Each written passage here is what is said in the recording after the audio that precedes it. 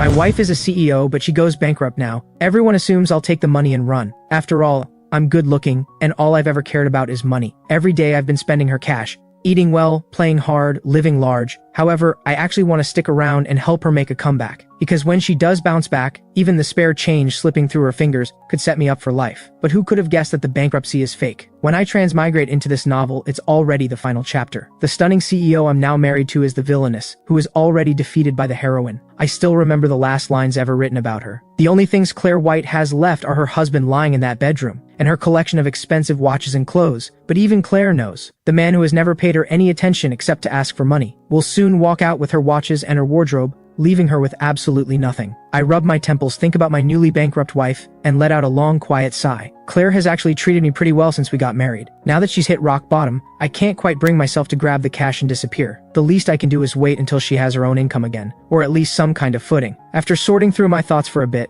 I get up and start tackling the disaster zone we call home. It takes a full 3 hours. I finally manage to stuff everything into one corner of my room. The pile is impressive. Over 100 watches and more than 80 outfits. Right now I'd give anything to swap the clothes for more watches, just because watches are just so much easier to sell. I wake up at 2 in the afternoon, my stomach growling. I flip open the wallet on the coffee table. Just as expected, I find my ID card, bank card, and 700 yuan. As for the kitchen, I haven't set foot in it. We only just moved in, and neither of us is the cooking type, so there's nothing in there. I need to find food on my own. Luckily, the apartment Claire rented is small but well located. There's a whole row of restaurants right downstairs. I stroll down and grab a bowl of noodles. Thinking about the nearly empty bathroom cabinet I spotted earlier, I swing by the supermarket, and I come back hauling a bag full of daily essentials. I pick up a set for Claire too. The colors, the styles, all chosen based on what I remember her preferring. Then I start cleaning, pushing open the door and stepping into Claire's room. Apart from a few things on the bookshelf and desk, all that's in there is a bed and the bare necessities. I sigh helplessly. It's a lot to ask of a woman raised like royalty, to put up with a life like this. I look around and get to work. Time ticks by,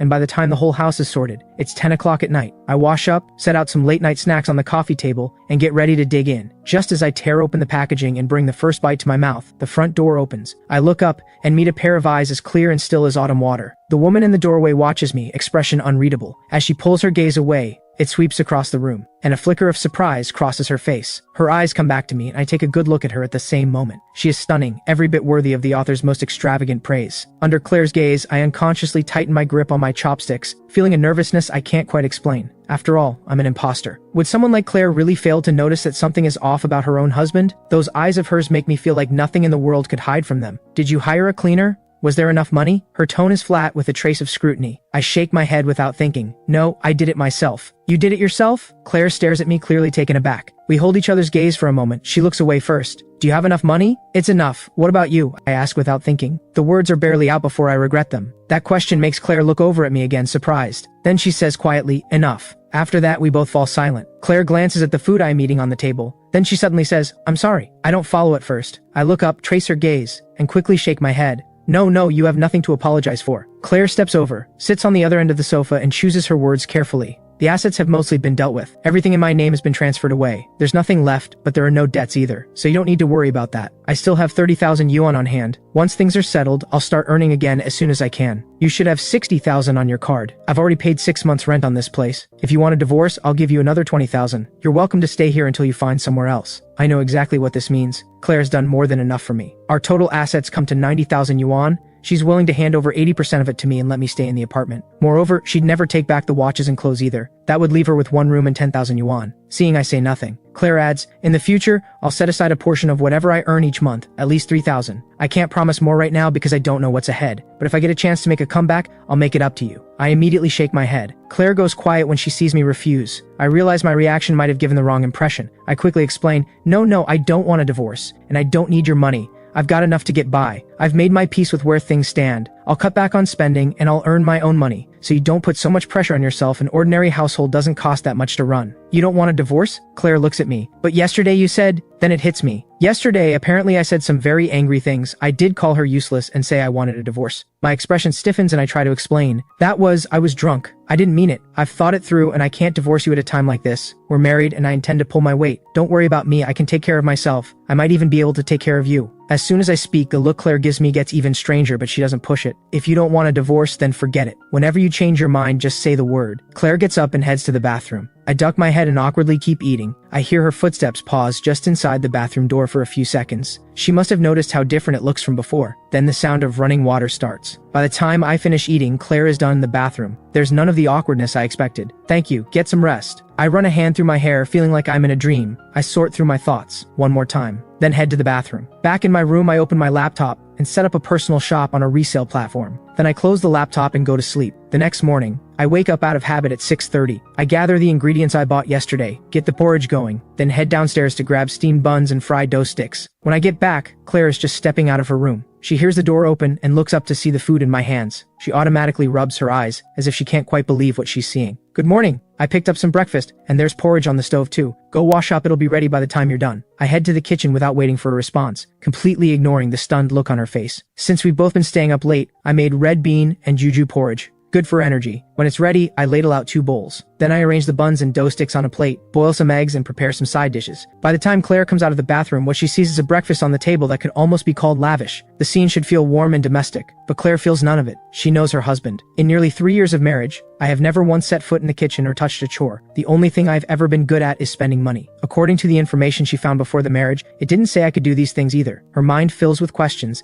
and she wonders if I was hiding it all along. We always had servants and a housekeeper before, so I never had to. Now it's just the 2 of us, and money is tight. We can't keep eating out. My cooking isn't anything special, but it's edible. If you don't mind, you can come back to eat from now on. So when Grandpa asked if you could cook, you lied to him? Claire says this, then picks up her spoon and tries the porridge. I pause, then laugh it off. My cooking is nothing compared to a professional housekeeper's. I figured Grandpa was used to fine dining, so I didn't want to embarrass myself. It's a thin excuse, but it holds. Claire nods. It's actually quite good. I watch her eat, still perfectly graceful even now, and it hits me. Asking a woman raised on the finest food could buy to eat street stall breakfast really is asking a lot. After breakfast, Claire moves to carry the dishes to the kitchen. I stop her quickly. Don't worry about it, I'll clean up. Go do whatever you need to do. There are still some business matters to handle. I probably won't be back until evening. Don't wait around for me, call me if you need anything. Once Claire leaves, I finally feel a sense of relief. I think to myself that even at her lowest, she still carries herself like royalty. The invisible weight of her presence never quite disappears. If I hadn't seen a thing or two in my time, I honestly might have cracked under that pressure. I've got a lot to get done today, not just picking up things for the apartment. I also need to photograph the watches and clothes, and list them for sale online. With everything we have, selling it all should bring in over 1,000,000 yuan. Though when Claire wants to do something, she'll have some seed money. On top of that, I need to feel out this world's online audience and think about getting back into my old line of work. Back in my original world, I was a web fiction writer, and my major was interior design. But after graduating, I didn't want to make a career of it, so I just started writing instead. I took on odd jobs here and there for extra income.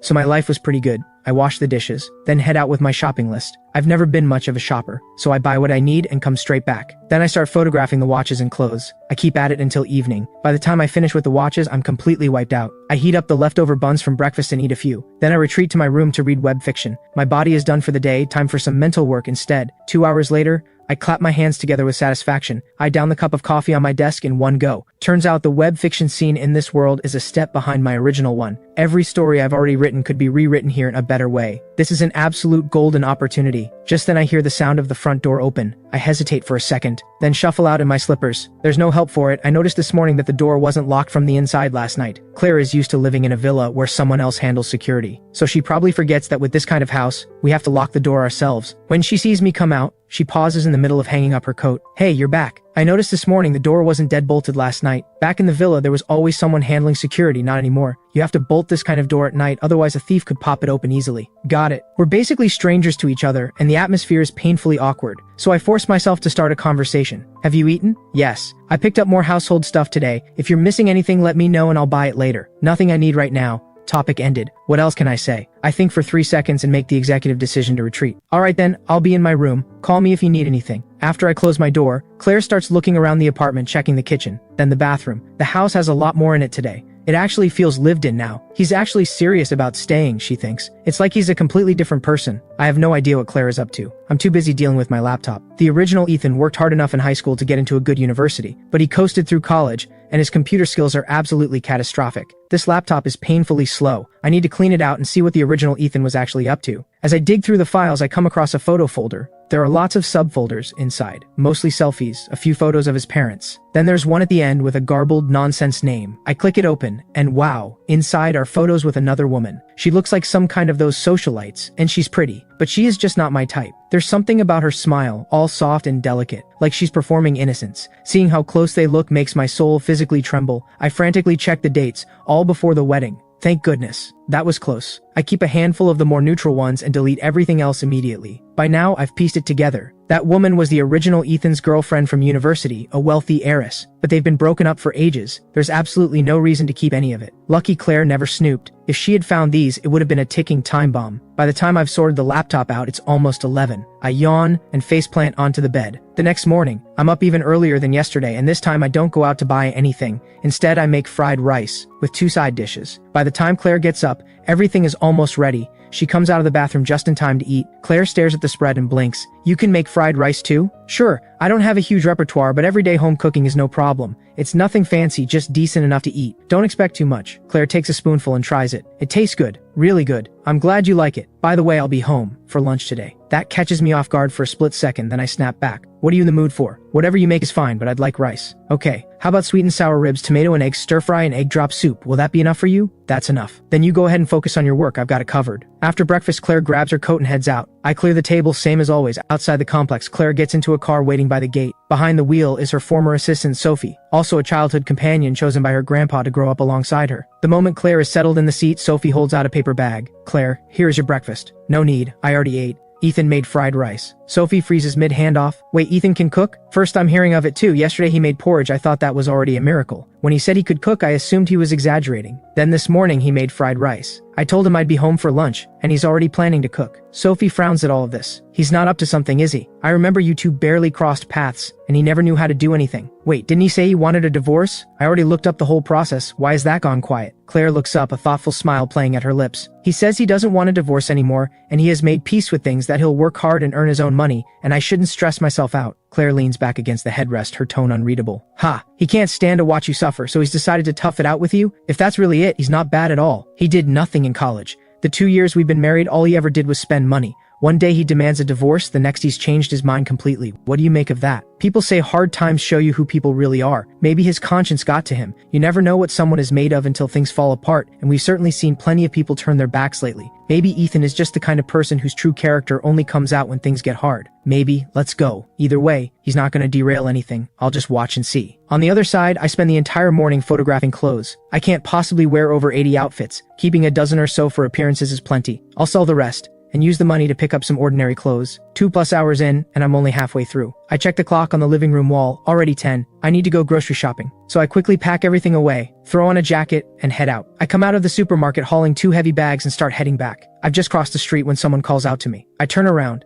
and see a woman who is very beautiful and dressed exquisitely. I look again. Isn't this the woman from those photos last night? The moment she sees me turn, she rushes over. Ethan, what happened to you? I look down at my clothes, then at the bags in my hands. I'm genuinely confused. Is something wrong? What are you doing here? She looks at me with this deeply emotional expression. Leave Claire and come back to me. I can give you a better life. It hurts me to see you struggling like this. Come back and I promise I'll take care of you. If it weren't for everything I know about her from the original Ethan's memories, I might actually be moved by that look in her eyes. Rosie Lowe, second daughter of the Lowe group, and the original Ethan's ex-girlfriend. When she was with the original Ethan, she soaked up every bit of his attention and devotion, while mocking him behind his back for trying to latch on to money. Despite her family's wealth, she never spent a single yuan on him. Throughout the whole relationship, he was always the one paying. She called him when she wanted him, dismissed him when she didn't, dripping with a sense of superiority the whole time. It wasn't until Claire approached the original Ethan that Rosie suddenly started acting like she was madly in love. She wanted him to turn Claire down. The original Ethan genuinely cared about her, willing to go without food or clothing, just to save money for her, but she was only ever playing with him. Fortunately, the original Ethan had enough sense not to completely lose himself in her trap. In fact, the original Ethan almost did turn Claire down, but by chance he caught a glimpse of Claire's true character, and that's what finally made him give Rosie up. And that experience is exactly why the original Ethan became convinced that in this world, only money can be trusted. It's what turned him into the spendthrift everyone knew. It's fair to say that this woman bears at least half the responsibility for what the original Ethan became, and now she's coming after me, definitely not out of love. I don't know exactly what she's scheming, but it's nothing good. Claire used to be someone Rosie could only look up to and admire from a distance. Now that Claire has fallen, If I'm easily lured away,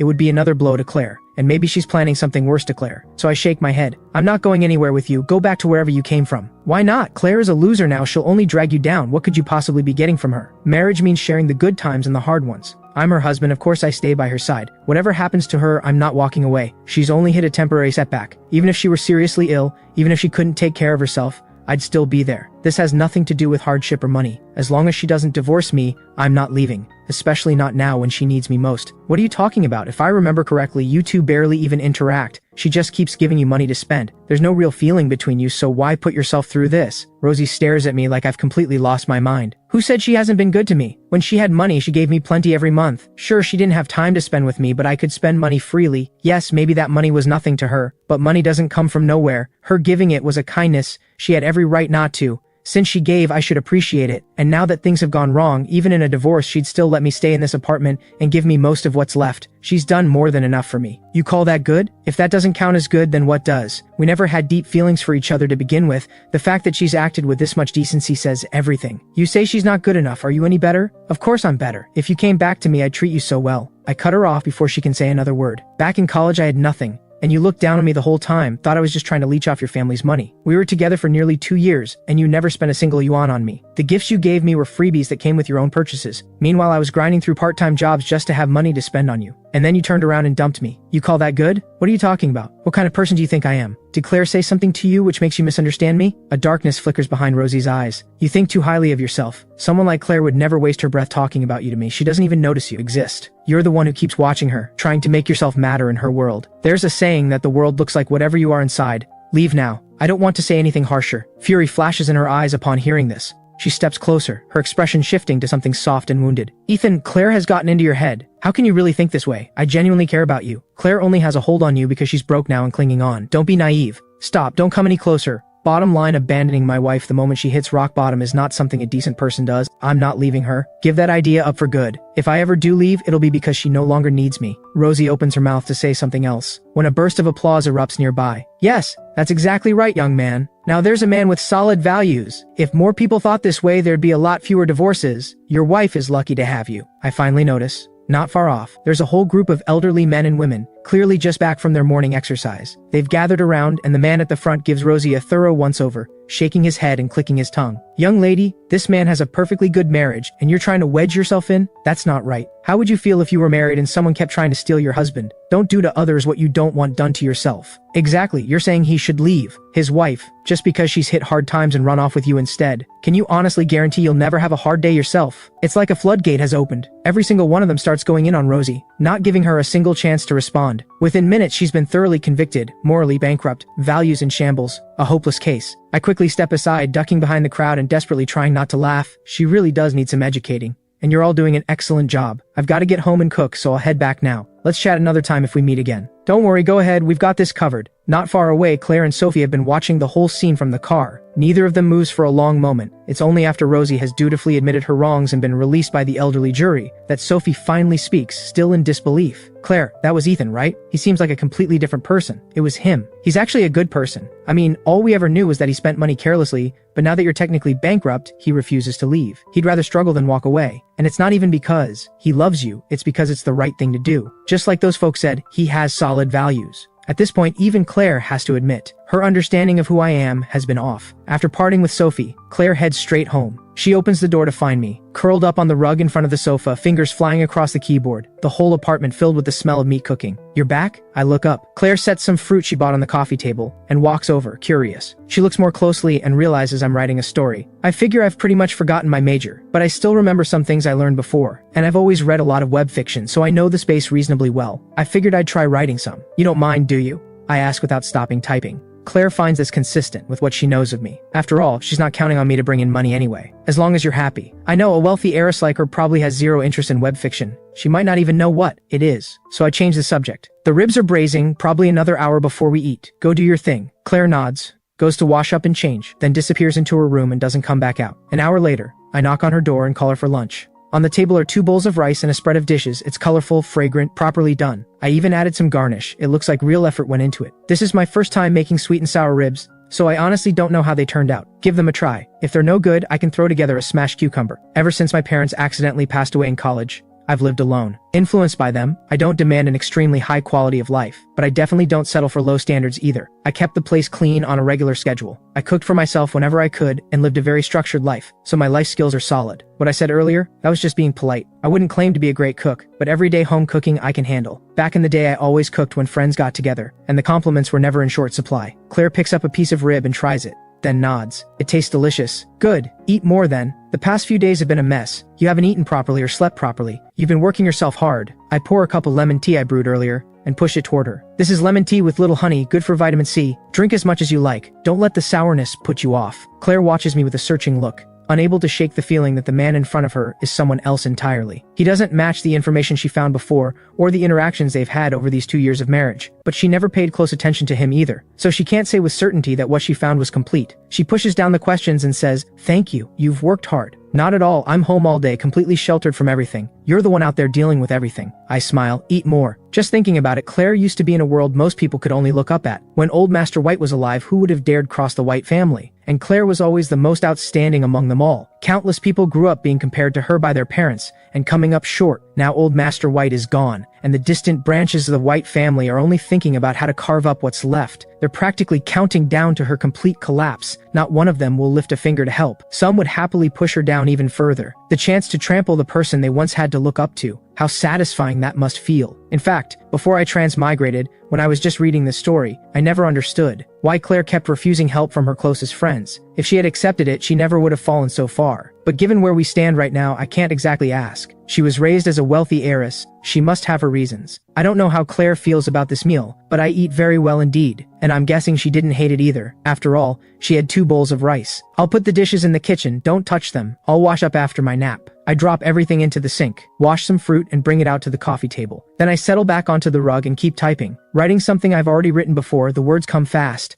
and my typing speed has been well trained over the years. Just in that one morning session, I knocked out a 2,000-word outline. At this rate, I figure I can finish 20,000 words and submit tomorrow. Claire and I are in a tight spot. We really need money. I don't know the first thing about business, so the only thing I can do is earn as much as I can and take some of the weight off her. Claire retreats to her room again, and after the door closes, I have no idea what she's doing in there. Around 1:30, I force myself to close the laptop and drag myself to bed for a nap. The living room goes quiet. In her room, Claire hesitates for a moment, then types a reply to Sophie. "Forget it. Let me just see how he does first. You can hold off on the search for now. Maybe I'm overthinking it. Let's wait and see." Less than an hour later, my alarm goes off. I haul myself out of bed. Head still foggy, I shuffle toward the bathroom and find the door pulled shut. Still half asleep, I grab the handle and yank it open, step forward to walk in, and look straight into someone's eyes. "Sorry, I was half asleep. I thought I was alone." I blurt out an explanation, then flee to my room red-faced and shut the door. I want to smack myself. That was mortifying. It takes a good while before I pull myself together enough to open the door and step out. Claire has just come out of the bathroom. We look at each other again. There's 4 or 5 meters between us, but she speaks first. "It's fine, don't be so embarrassed. This apartment is small. We'll keep running into each other. You'll get used to it." Right, get used to it. Are you not going out today?" "Everything I needed to handle today is done. I'm staying in this afternoon." Claire says this, then seems to remember something.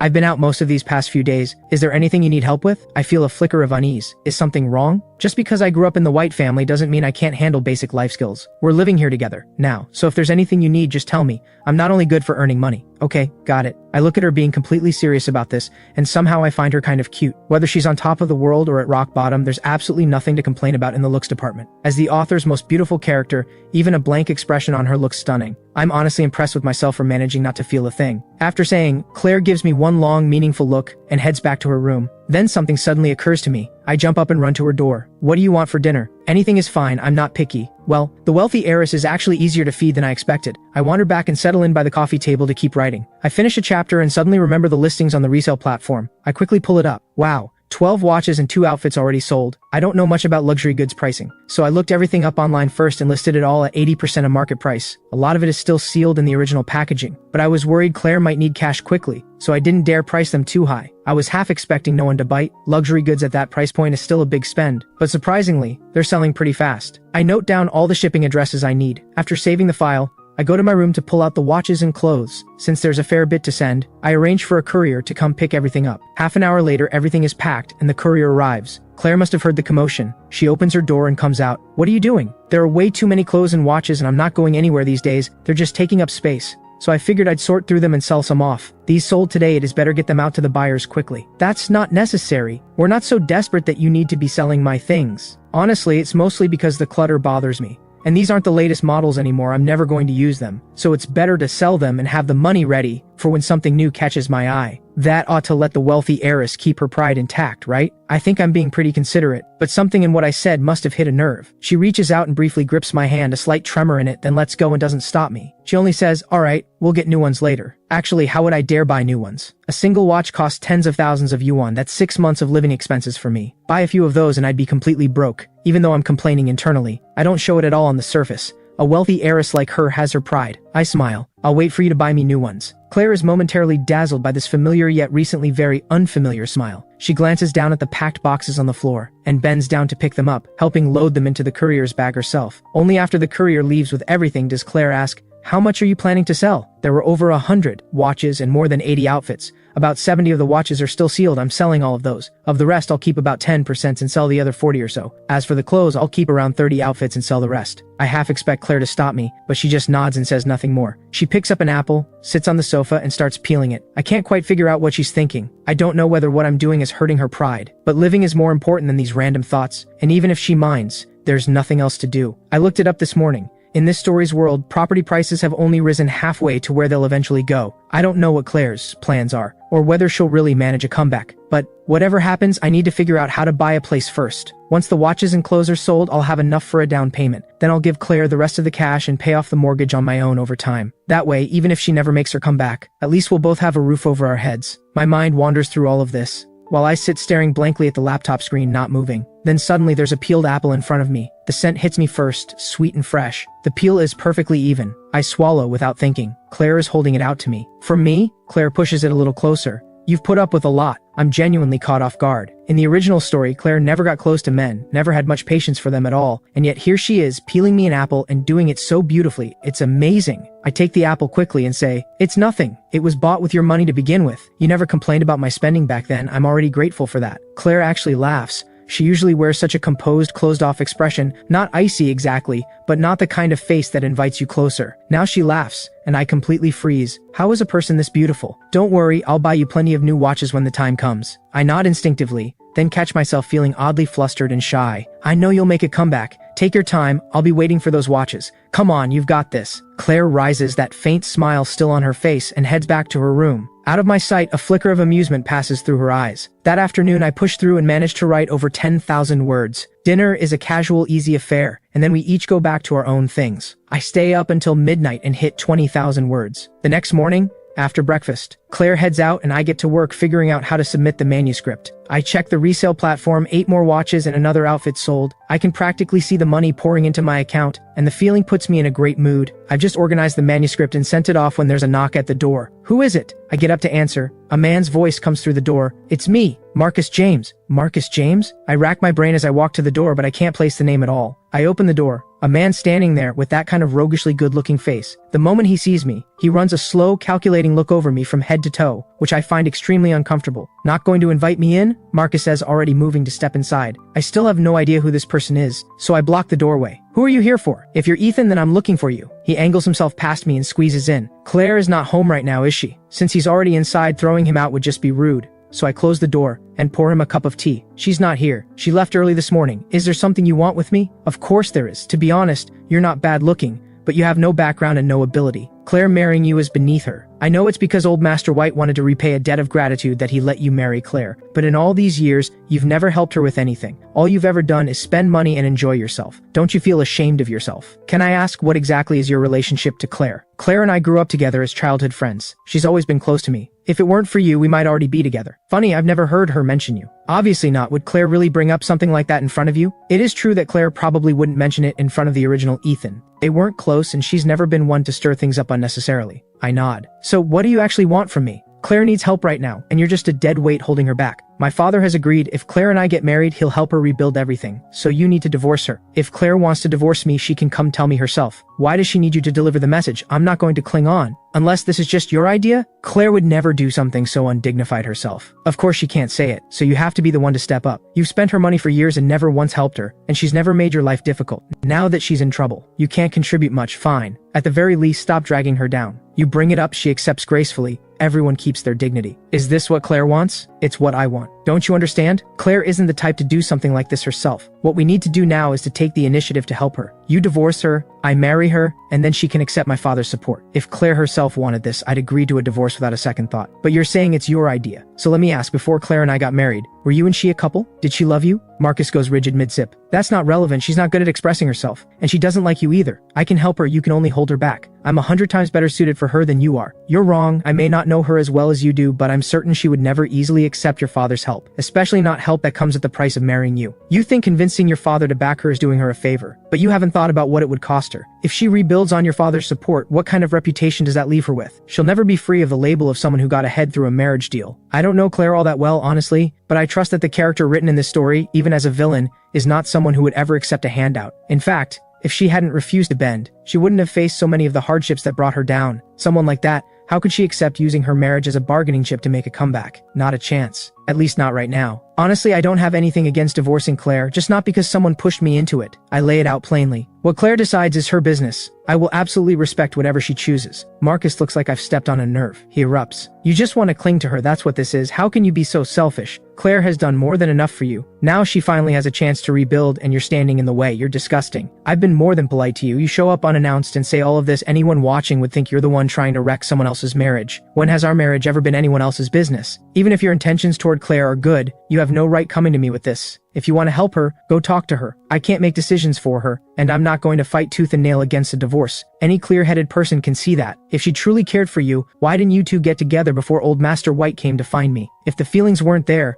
why were you never even a couple to begin with? You keep saying she's not the kind of person to act dishonorably, yet what you're doing right now is dishonorable on her behalf, and you haven't thought through a single practical detail for her. What right do you have to say any of this? You're nothing but a kept pretty boy who can't do anything except spend money. What gives you the right? What gives me the right? The fact that I'm still her husband, in name if nothing else. And as long as that's true, I have every right to speak up against anyone trying to interfere in our marriage. Yes, I spent her money and never helped her with anything. But she agreed to it. She didn't mind. So what exactly are you worked up about? If you want to marry her, go tell her that. If she agrees, I will sign the divorce papers without a single word of protest. But coming to me, that I won't agree to. You have no shame. Marcus slams his cup down on the table. I'm past being angry. I turn my own cup calmly in my hands. You're the one trying to break up a marriage, and you don't feel any shame about it, so where do you get the nerve to call me shameless? If that's what you think of me, then I'd say we've said everything there is to say. Bottom line, you just refuse to divorce her. Think of it that way if you like. Getting what amounts to a confirmation and knowing he's not going to get what he came for today, Marcus stands up and storms out angrily. But before leaving, he turns back to throw one last line at me. Just wait, Claire will drop you sooner or later. The door slams shut. I let out a long, quiet sigh. It's understandable that the female lead is likable, but did even the villainess have to be this popular? If it weren't for my conscience, I'd honestly be tempted to just get the divorce. But it's just a passing thought. I can't bring myself to occupy someone else's body and take things for granted, even though it wasn't me who spent that money. It's technically on my tab now, isn't it? I push it all out of my mind and open the browser, jotting down addresses and details, then heading to my room to pull out the sold watches. Once everything is sorted, I call the courier. Today's sales need to go out as soon as possible. Running the numbers, everything sold so far comes to over 2 million yuan. Once the buyers confirm receipt, a very satisfying sum lands in my account. When I sell a few more later, I can buy a small apartment, put down a down payment, and officially join the ranks of homeowners. The thought alone fills me with energy. I don't feel like writing anymore. Instead, I open a new tab and start browsing property listings in this city. My first home I'm going to choose carefully. I browse for a while, and before long it's nearly noon. I don't even have time to close the tab. I dash to the kitchen to start cooking. Claire mentioned this morning when she left that she'd be home for lunch. That's on me. I got so caught up daydreaming about the future that I completely lost track of time. I'm planning on wontons for lunch. The filling has been mixed since morning, and I picked up the wrappers yesterday. My hands move with practiced ease, like I've fallen into a rhythm. A few seconds per piece, and before long I've wrapped over 20. I'm still at it when Claire gets home. I don't even look up. You're back? Yeah, what are you doing? Claire stands in the doorway, close enough to see my hands moving quickly but not quite what I'm making. So she asks instinctively. Wrapping wontons, that's what's for lunch today. I'll also make some flatbread on the side, so we won't have to worry about not getting enough. I say it like it's the most natural thing in the world. Making flatbread and wrapping wontons from scratch, this goes well beyond what an average home cook can do. The suspicion in Claire's mind stirs again, but then she looks at me. sitting there quietly, hands moving with quiet confidence, and somehow she feels there's nothing to question. Come to think of it, I haven't had these in a long time. The words slip out unintentionally. Then, finding it a bit strange, she shuts her mouth, stepping into the bathroom to wash her hands like she's covering something up. I don't notice any of her strangeness at all. I love wontons myself, and thinking about how Claire has been buried in business matters lately, she wouldn't have had the mind to care about food. Besides, wontons are street food, really. It makes sense she hasn't had them in ages. Do you want a bigger portion? I can cook up more if you're in the mood. Whatever's left I'll wrap and freeze. Good for days when neither of us feels like cooking. Alright, make a bit more then. Claire comes out of the bathroom and that's all she says. She hasn't had street food in a long time, the last time was 3 or 4 years ago. If I hadn't brought it up, she might not even have realized how long it's been since she last relaxed. Alright, I'll make plenty. I say it without slowing my hands. To me, life is full of hope and small joys. Life is what you make of it. Getting a second chance at it is already a gift. Everything it offers is worth holding on to. Being able to sit here and wrap wontons, eat wontons, that's happiness enough. Nearly an hour later, 2 steaming bowls of wontons land on the table. I call Claire out, and I'm already seated, tilting my head toward her chair with an expectant grin. Try them. I think they turned out pretty well. I wasn't sure how much you eat, and wontons alone don't really fill us up, so I made some flatbread wraps too. Do you eat those? Hearing this, she finds it a bit amusing, but doesn't show it. Of course I do. I'm a normal person. She sits down and tries one, takes a moment to consider, then gives her comment. These are good. See? I told you they'd be good. I love wontons, so of course I'd put in the effort. Since you like them, eat plenty. We eat at different paces. Claire finishes about half of what I do, but we finish at almost exactly the same time. This time when I get up to do the dishes, she speaks up out of nowhere. I'll get a dishwasher. It's just a few bowls, doesn't take long. No need to spend money on that. It's not that expensive, don't worry about it, Claire says casually. I immediately pull a conflicted face. What's wrong? She hasn't fully adjusted yet. She hasn't quite registered that we're no longer living the way we used to. I'm debating whether to say something directly, but then I see the slight furrow in her brow, and the reminder I had planned comes out as something else entirely. Alright, I'll go pick one out myself. Don't worry about it.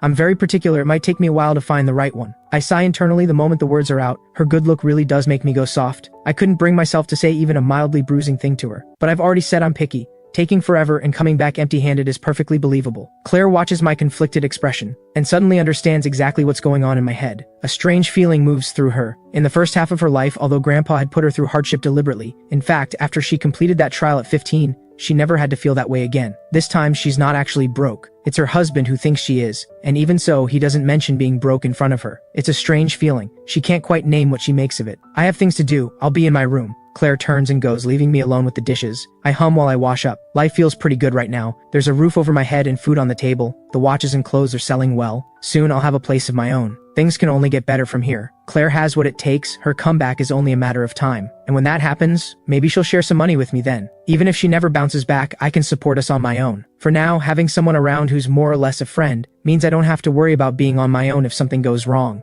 I won't be idle forever. Someday we'll live a quiet, ordinary life. If she wants a divorce, I'll give her one. I'll find the right person eventually. As long as we both end up okay, that's good enough. After the dishes, I write for a bit, then get ready for my nap. That's when Claire opens her door and comes out. Did Marcus give you trouble today? Not exactly trouble. He wanted me to bring up the divorce myself. I turned him down. I assumed there was nothing between you two. If you have feelings for him, we can divorce whenever you want. He also said his father could help you rebuild, on the condition that you marry him. There's nothing between us, and I won't be divorcing you over him. You handled it well. As for the rest, we'll deal with that later. I don't need anyone's help right now, and this isn't something his father can fix anyway. Understood? That tracks, I think. I get up to head to my room for a nap. Claire suddenly speaks up, watching me with a searching look. Since when do you take afternoon naps? I stiffen slightly and fumble for an explanation. I just realized my old routine wasn't great and my health was suffering for it, so I've been trying to fix that. You should actually try it too. A midday nap does wonders for your energy in the afternoon, makes everything more efficient. Get some rest then. Claire goes back to her room. I stand there for a moment, quietly uneasy. I didn't say anything suspicious, did I? After a blow like bankruptcy, anyone could change. That's completely believable. Back in her room, Claire sits down at her desk, expression blank, and falls into thought. After a while, she still seems to be holding something back. Instead, she picks up her phone and makes a call. Get a dishwasher delivered to me in the next few days. There are some things I still need to watch. For now, just keep things as they are. After hanging up, she sets her phone down and her eyes drift to the bed beside her. My words come back to her. Is an afternoon nap really that good? Before she even realizes what she's doing, she's lying down, and her whole body loosens. It actually does feel nice. She's been busy with all sorts of things these past few years, and it's been a long time since she last slept with any real peace. Without noticing, 2:30 in the afternoon arrives. I come out of my room with a long, full-body stretch. I splash some water on my face in the bathroom, and step out just as Claire emerges from her room, her eyes still hazy with sleep. Oh my god. Is this what she looks like waking up? She's way too beautiful, and someone like this turned out to be a villainess. The author must have put real effort into creating her, and yet gave her such a tragic ending. What a waste. I'm so caught up in the thought that I don't notice my own expression and inadvertently let a trace of pity show. Claire catches it. Something about it makes her flinch, like a brush of heat. I pull my gaze away immediately. Do you need the bathroom? No, I'm done. Go ahead. I step aside and let Claire pass. I shrug to myself and sit back down at the laptop, ready to write. The moment I open it, there's a friend request. The note says it's an editor from a literary platform. Claire hears something and comes out still drying her hands. What happened? My story passed the first review. Once it clears the second and final rounds, it'll start generating income. Really? Congratulations. Good news for both of us. I say it and go right back to ignoring her, diving back into the story and typing away. Seeing me busy on the computer, Claire heads back to her room. That afternoon, I arrange for a courier to come pick up more packages. The courier who shows up is a young woman. Mr. Ethan, have you opened an online shop? These watches all look really nice. Any chance you could sell me one at a discount? I'd love to give one to my boyfriend as a gift. I'm taken aback and quickly wave my hand. Sorry, I don't have a shop. I'm just shipping things out for a friend. The prices on these aren't cheap. They're all over 10,000 yuan each. That's not my call to make. If you're interested, I can ask on your behalf. Over 10,000? Oh my, these must all be luxury pieces. I honestly don't know much about it. Maybe so. They're definitely not cheap. While I'm still talking, the elevator beside us opens and Claire steps out. She heard everything. What's going on? Nothing much. This courier was asking about buying one of the watches. Since they're not mine, I thought maybe I could ask if there's a discount. No, if they're luxury pieces, forget it. I'm just an ordinary person. I couldn't pull off wearing something that expensive anyway. The courier moves on. Is this everything for the pickup? If so, I'll get it all sorted and head out. Should be dispatched shortly. Yes, that's all of it. Thank you. The courier picks up the packages, steps into the elevator and goes. I realize I've been blocking the doorway the whole time and quickly step aside. How are you back so early today? Not much to deal with today. Claire steps inside. Why did you say the watches belong to someone else? Claiming they're mine didn't feel right. We don't know what the security situation is around here. If word gets out that we have valuables, that could be dangerous. And that courier has been here a few times now. We have a working relationship. We'll need her again. If I said they were mine and still couldn't give her a discount, she might hold a grudge and mess with the packages. I could file a complaint, sure, but that's a hassle I'd rather avoid. Bottom line, we can never fully know someone, and we're not close enough for me to take that risk. That was thoughtful of you. By the way, there's a reception in a few days. We'll need to attend together. Start getting ready. A reception? I've barely been to any. Will I end up being a problem for you? It's fine. At this point, there's no one left who can really cause me trouble. And even if something comes up, a little friction doesn't bother me. Claire calmly picks up a cup from the table and pours herself some water. Something about the way she says it sits uneasily in my chest. All right, I'll prepare properly. Over the next 2 days, Claire keeps her usual rhythm, out early, back late, but she's home for breakfast and dinner. I fall into the habit of having 2 meals ready morning and evening. Every day I write, handle sales, and look up everything I can about receptions. One evening, Claire comes home to find me not in my usual spot on the rug in front of the sofa. The moment I hear the door, I look up at her with an intense, slightly strange expression. She looks at the pile of clothes around me. What's all this? Did you buy all of these? Please, I need your help. I haven't been to one of these things in forever, and I have no idea what's appropriate to wear anymore. These are the ones I picked out, the better options. Take a look and tell me which one is best. Didn't you always insist on picking your own clothes? Back then, everything had just changed so suddenly. I was a bit on edge. Insisting on choosing my own clothes was my way of holding on to some dignity. But I've thought it through now. A person is what they are. There's no point being touchy about it and making myself look worse in the process. It's better to just honestly admit when you don't know something. Sounds like you've got it figured out. Then please, which one? I really can't decide. Claire looks through them and points to the most classic option, a black suit. This one. Clean, understated, it works. Perfect, that one it is. I fold everything else back up. On the evening of the reception, Claire drives us herself. I deliberately take the back seat. Claire glances at me in the rearview mirror. You're not dressed very warmly. Are you cold? I'm fine, long sleeves at least. Not that cold yet. I've been getting the feeling that you act a little strange around me. Not at all. We have no grievances between us, and you've been good to me. I'm nothing but grateful. It's just that we didn't have much contact before, and lately we're running into each other constantly. I'm still adjusting. It'll get easier with time. Through the rearview mirror, Claire watches me rub the back of my head, my practiced smile fading, leaving something that looks genuinely lost. She suddenly loses the desire to talk. We ride the rest of the way in silence. Before long, we arrive at the largest hotel in the city. We've barely reached the entrance when someone steps into our path. Casually, like it might be an accident. The man blocking us is slightly overweight, his hair gleaming with product, a garishly dressed woman on his arm, his face wearing an expression of undisguised ill intent. That plot of land in the East District, I hear a major developer has been eyeing it lately. Shouldn't you be keeping tabs on that, Mr. Wilson? Mr. Wilson freezes, his expression contorting, and he forces a smile. Lady Claire, you look as impressive as ever. It's been too long, what a pleasure. Claire doesn't bother responding. She walks right past him and I follow. I stay close behind her as we enter the reception. I recognize several faces from the original Ethan's memories. The kept husbands and overlooked sons of the wealthy heiresses, none of them particularly significant. A few of them spot me with their drinks and look like they might come over, then they see Claire beside me and quietly retreat. Some throw me meaningful looks. You're not going to go say hello? Why would I? That would be asking for trouble. I was never actually close with any of them, just surface level acquaintances. Things have changed. I'd better not to pretend otherwise. We've barely taken a few more steps when two young men approach, women on their arms. The one who reaches us first is slightly older, around 30, with a smile that doesn't reach his eyes. Well, if it isn't Lady Claire, it's been ages, and this must be, forgive my memory, getting on in years. You are Lady Claire's husband, right? How rare to see you both out together. What's the matter, life treating you badly? Running low on cash lately? I'd heard the two of you weren't exactly close. It looks like people were wrong about that. Mr. Fang, it's been a while. I was starting to think you'd taken ill and couldn't get up. Clearly I was mistaken. Some people are smart enough that after falling in the same spot once, they make sure to step around it next time. Others aren't satisfied until they've fallen there to their death. Which would you say describes you, Mr. Fang? Indeed, some pits that used to be pits are now treasure lying right on the ground waiting to be picked up, and naturally anyone who spots treasure wants to reach for it. I'm sure you understand what I mean, Lady Claire. By the way, I hear you've run into some business trouble recently. We've known each other long enough that I feel I should offer a friendly word of advice. Sometimes wealth isn't measured in money, sometimes it's measured in people. My fist tightens without thinking and I step forward, putting myself between him and Claire. Then a woman's voice cuts through from nearby. Claire, what are you doing here? At the sound of that voice, both men's expressions shift and they take a step back in unison. Just stop by. What exactly do you two think you're doing? Since when is my second sister someone you can just walk up and talk to however you like? Have the fangs and the hay-cheese really sunk this low? Why are you still standing there, waiting for a formal invitation to leave? Don't mistake me for my sister. I do not have her patience. Both men nod rapidly and make themselves scarce. Their companions crane their necks trying to get a look at Vera and get harshly snapped at for it. Claire, honestly, if you're coming, fine, but why bring him? And if you are bringing him, at least give me a heads up. Those two idiots just now actually trying to flex in front of you. You really are too patient with them. It's nothing, just a couple of clowns. But what about you? You never come to things like this. What brought you here tonight? I was worried you might show up and run into people with no sense, so I had my manager cancel an appearance for this. Good thing I did, or who knows what those two would have said. Vera turns her gaze to me, looking me up and down with a measuring look. Given where my older sister is right now, there's no money left to squeeze out of her, so you can drop the act. If you're going to leave, just go. I smile awkwardly and say nothing. Don't talk nonsense. We're still married, Claire says. Come on, let's go sit somewhere. Fine, I'll come with you. With Vera sitting beside us, no one else comes near. Anyone with any standing here knows Vera is not someone you want to cross. I'd brace myself for an evening full of awkward encounters,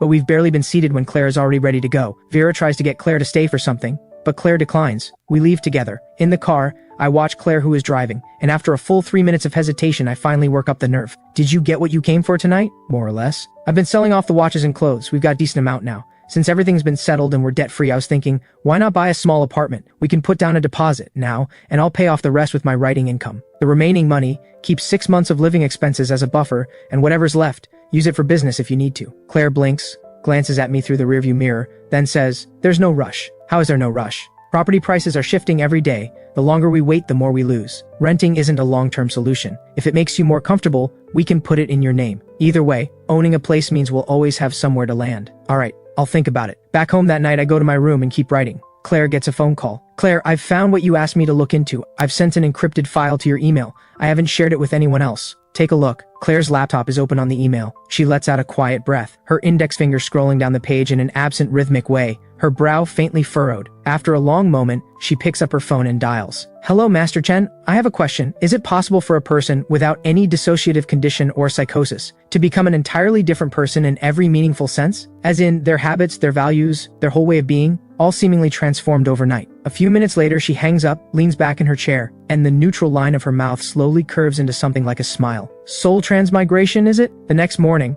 I'm unhurriedly finishing off a scallion roll when Claire suddenly looks up as if something has caught her interest. What kind of stories do you write? My hand stills mid-bite. What do I write? All kinds, really. I never stick to just one genre. I want to write everything, but if I had to pick, transmigration stories are my favorite. The wilder the concept, the better. Do you think transmigration is real? I think so. Nobody really knows what this world is at its core. Sometimes we feel like we're living in a very real world. It might just be a world someone else wrote into existence. Who knows what the world really is? If we can't even confirm the nature of the world we live in, how can anyone say transmigration doesn't exist? A world written into existence? Of course, in someone else's story we might just be nameless background characters. So if you had transmigrated, what do you think your previous life would have been like? A pretty happy one, I'd imagine. Parents who loved each other, only child, free to do whatever I wanted. Maybe they'd pass away suddenly, but I'd have studied what I loved, never went hungry or went broke. Life was decent overall. And the transmigration itself, probably getting stabbed to death trying to save someone. A very unlucky way to go. That is really unlucky. It's a reminder to think before acting. Even good intentions need to come with a sense of your own limits. Absolutely, that's genuinely important. We don't bring it up again after that. After breakfast, Claire heads out, and I stay in and write. Claire doesn't come home for lunch, so I happily order delivery. After eating, I tidy up and take out the trash. In the afternoon, I ship out the latest round of sales as usual, then head out to pick up groceries. Walking through the supermarket, it suddenly occurs to me. Life right now isn't all that different from my previous one. I'm still turning that over when a woman nearby speaks up. Hey, aren't you that young man from last time, the one that awful woman came after? Out grocery shopping too? Oh, it's you! Just picking up some things for dinner. Good for you, not many young people cook these days. Your wife is a lucky woman. Not at all, she's out working all the time, so I've just been picking up the slack at home.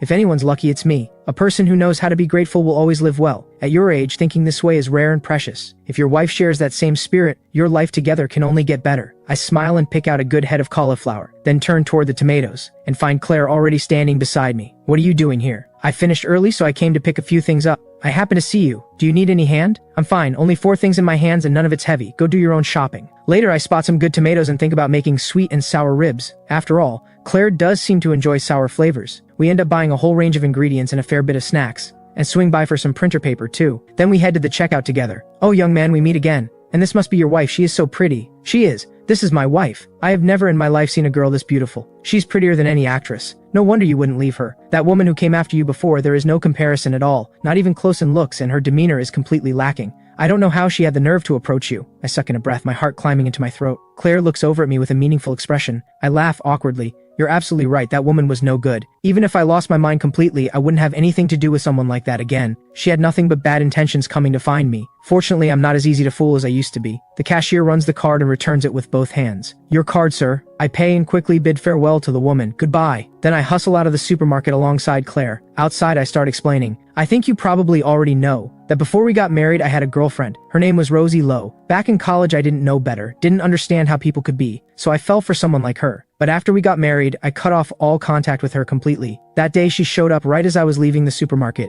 I knew immediately she wasn't there for anything good, so when she asked me to go with her, I turned her down on the spot. That woman just now was one of the locals who helped set her straight that day. Claire nods. Rosie Lowe, second daughter of the Lowe Group. I've heard she's notoriously stingy. That's putting it mildly. She put on this polished, high-achieving act, and back then, Ethan, I thought she was this impressive senior I could look up to, so I felt a bit inferior around her. Then I found out she'd been saying she was actually interested in one of my classmates, and I was just something to pass the time. Even talking about it now gets my blood up. People like her are the worst. Just keep your distance from now on. I definitely won't engage with her. Giving someone like that the time of day is a waste of a life. Back home, I put everything away and start cooking. Claire steps into the kitchen. Need any help? I nearly jump out of my skin. I wave her off quickly. No, I've got it covered. You have enough on your plate. Go do your thing. I'll call you when it's ready. Claire nods and steps out. I tie on my apron and get back to it. When everything is ready and on the table, I knock on her door. Claire lets go of her mouse and closes everything on the screen, then comes out to eat. We usually don't have much to say to each other. I can't muster the energy to start anything. But today is different. Claire speaks the moment she sits down. Someone's coming tomorrow to install the dishwasher. My chopsticks pause mid-reach. A dishwasher? You bought one? I thought I was gonna pick one out myself? You said you were particular about these things. I figured I'd just pick one and save you the trouble. All you need to do is use it. I give in with a sigh. Alright,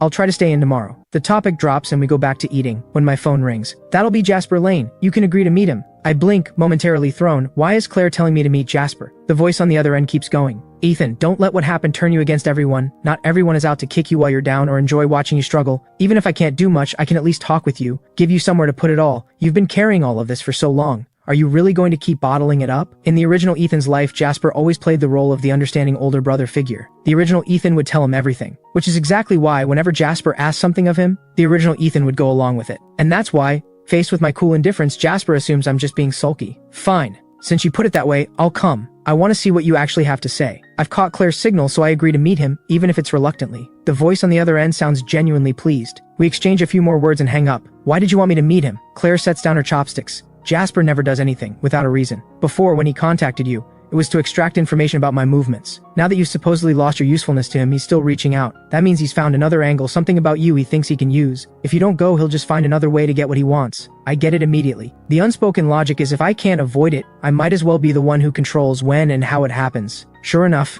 she follows it up with, at any given moment, having some control over the situation is always better than having none. And knowing someone is working against you, and staying guarded, is better than being played without ever seeing it coming. I see. It's not that the logic is lost on me, it's just that my old life never required me to think this way. I haven't fully settled into this role yet, let alone this world. But Claire, who rarely says more than necessary, is suddenly saying all of this. Is she teaching me? Across the table, Claire has already picked her chopsticks back up and is eating with her usual unhurried grace. From where I'm sitting, she looks as elegant and composed as always, like the fact that people are scheming against her doesn't trouble her in the slightest. Right, scheming against her. Because honestly, as far as I can tell, there's nothing about me, as the original Ethan, that's worth targeting. The only one here worth going after is Claire herself. Claire's only instruction about the meeting with Jasper is to keep it casual, avoid sensitive topics, and report back afterward. I nod and make a mental note. Jasper has chosen a well-known cafe in the city center. When I get his message, I look it up briefly online. The cheapest thing on the menu is over 200 yuan. When have I ever spent money like that? On the day of the meeting, I take the time to put myself together properly. I know I'll probably get mocked no matter what, but at least no one can say I showed up looking unkempt. What I don't expect is for Jasper's very first words to still be mocking. Ethan, I know you feel bad right now. You've always had too much pride, but you're in a tough spot now. There's no need to put on a front for me. I'm not going to think less of you. If I didn't know better,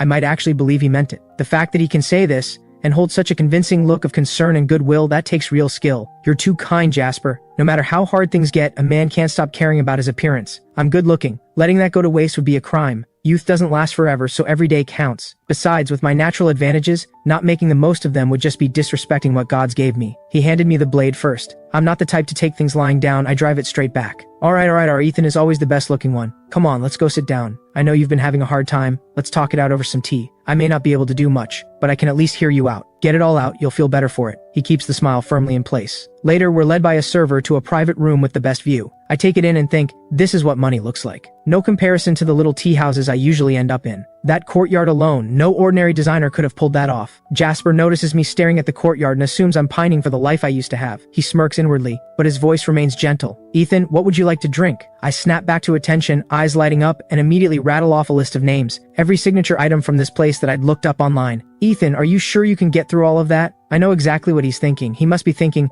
why have I suddenly thrown all pride out the window and started ordering like a man who hasn't eaten in weeks? But I have no intention of explaining myself. Whatever I can't finish, I'll take home, not a problem. Take it home? You'd actually pack up leftovers from a place like this? You're really that short on food? Of course, not packing up leftovers is wasteful. I'm not who I used to be, so naturally I make the most of things. Frugality is a time-honored virtue after all. What's the matter, Jasper? Do you have some objection to that particular virtue? Jasper opens his mouth and finds he has absolutely nothing to say to that. He blinks for a moment, then manages, "You're right. I think so too. I really was far too extravagant before. Buying luxury goods I'd never even use. A waste of money, and a waste of time and energy on top of it. If I'd put that time into something meaningful instead, imagine. There are so many people in this world who need help. How did I never see that before? That money could have supported children in underprivileged communities. Anything would have been better than buying luxury items to sit in a drawer. By the way, Jasper, someone as kind and admirable as you must donate to those causes quite regularly, right? Jasper is genuinely gifted at spinning narratives and managing his image, but charity? That's a fantasy. He's not that generous. He barely has enough money for his own lifestyle. The idea of voluntarily giving any away is laughable. However, he smiles with complete sincerity. Of course, when I have time, I make a point of helping those who need it. My parents raised me to always share what I have and look out for others. Jasper assumes I'm about to take the conversation in that direction, but I pivot. So if you're that generous to complete strangers, then surely, given how long we've known each other, how close we are,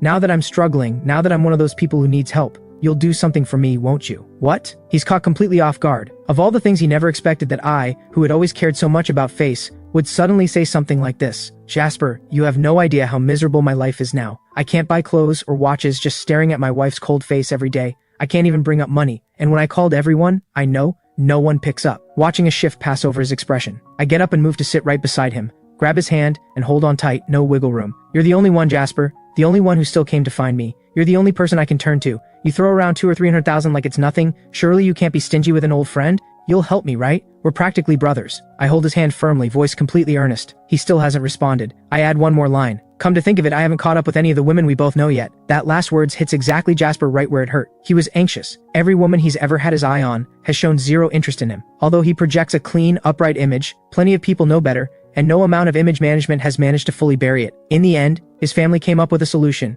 Keep a low profile and wait for people's memories to fade. The reason he reached out to me this time is to get something done, specifically to show off his value in front of a woman he's currently pursuing. Ethan, what are you talking about? Look at us. What kind of relationship do we have? How could I possibly sit by and watch you suffer? Didn't I come straight to find you the moment I got back? You know me, I've always been soft-hearted. Watching a stranger struggle is hard for me, let alone you. Don't worry. I may not have a lot on hand, but 100,000 is nothing. I'll transfer it to you right now. Think of it as emergency funds and don't even think about saying no. Alright, but after Claire went bankrupt, how have things been between you two? How would I know? You know me, my degree had nothing to do with business. Even if she told me everything, I wouldn't understand any of it. Anyway, we still have food to eat for now. She's always busy. What exactly she's busy with, I have no idea. Asking wouldn't help anyway, so I stopped asking. I was going to file for divorce, but then she told me there were no debts, so I figured why not just keep going. I heard Rosie came to find you. She did, but she's not a good person either. Even at my lowest, I'm not going to embarrass myself in front of someone like her. So I made a big show of standing by Claire. Drove Rosie absolutely crazy. She couldn't measure up to Claire before, and she still can't. I'm nobody special, but the fact that Claire treated me decently even at her lowest tells you everything about her character. I'd rather put my faith in someone decent than in someone rotten. But maybe Rosie only realized her true feelings after she lost you, and you're not someone who's used to hardship. How long can you really keep living like this? Honestly, it's not as bad as you might think. Back when I had money, there was always some drama, always a cluttered head. The only relief was buying more things. Now it's quieter. I do what I want. I'm not someone who can't handle a simpler life. Before college, wasn't this just how things were? So this is fine. I have no complaints. I just need to figure out how to earn more going forward. You're going to get a job?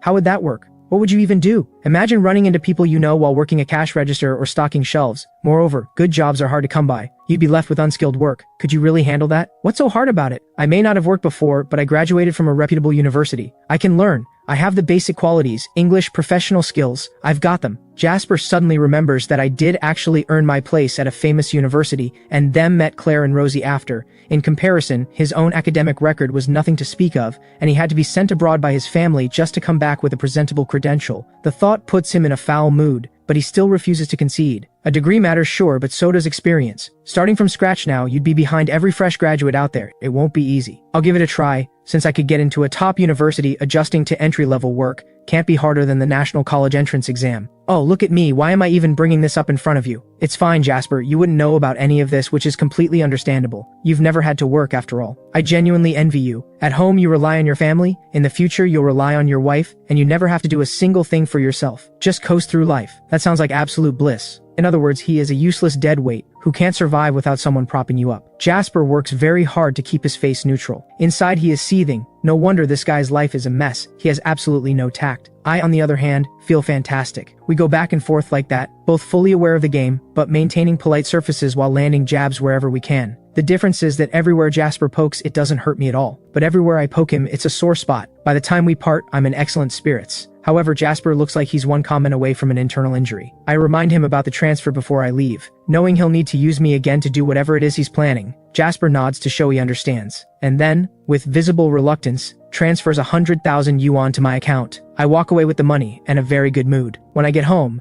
Claire is sitting on the sofa with her laptop. She looks up at the sound of the door. I come in, change my shoes, swap my jacket, head to the bathroom to wash my hands. And through all of it, I'm grinning. Clearly, I'm in a great mood. You're back? Haha, I just walked out of there with 100,000 yuan for free. Pretty impressive, right? I wave my phone, which hasn't left my hand since I left, my tone dripping with a smugness I'm not even trying to hide. 100,000 from Jasper? Yep. He came in flexing his superiority and trying to fish for information. I redirected every single thing back at him. Then I played broke, heaped on the compliments, and backed him into a corner he couldn't get out of. Then I let it slip that if he didn't come through, I might just mention to mutual acquaintances how uncharitable he turned out to be. To protect his precious image, he had no choice but to cough up the cash. Claire suddenly remembers that the original Ethan used to blow money on bags without blinking. And now here's this person, this delighted over 100,000 yuan, which gives her a strange feeling. It's free money, why not take it? Getting anything out of Jasper is really not easy. Here, open your payment app, I'll transfer it to you. Think of it as Jasper paying back what he owed you from before. Take it and use it, don't worry about the household budget. Watching me hand it over so readily, Claire looks genuinely surprised. Is there something you need from me?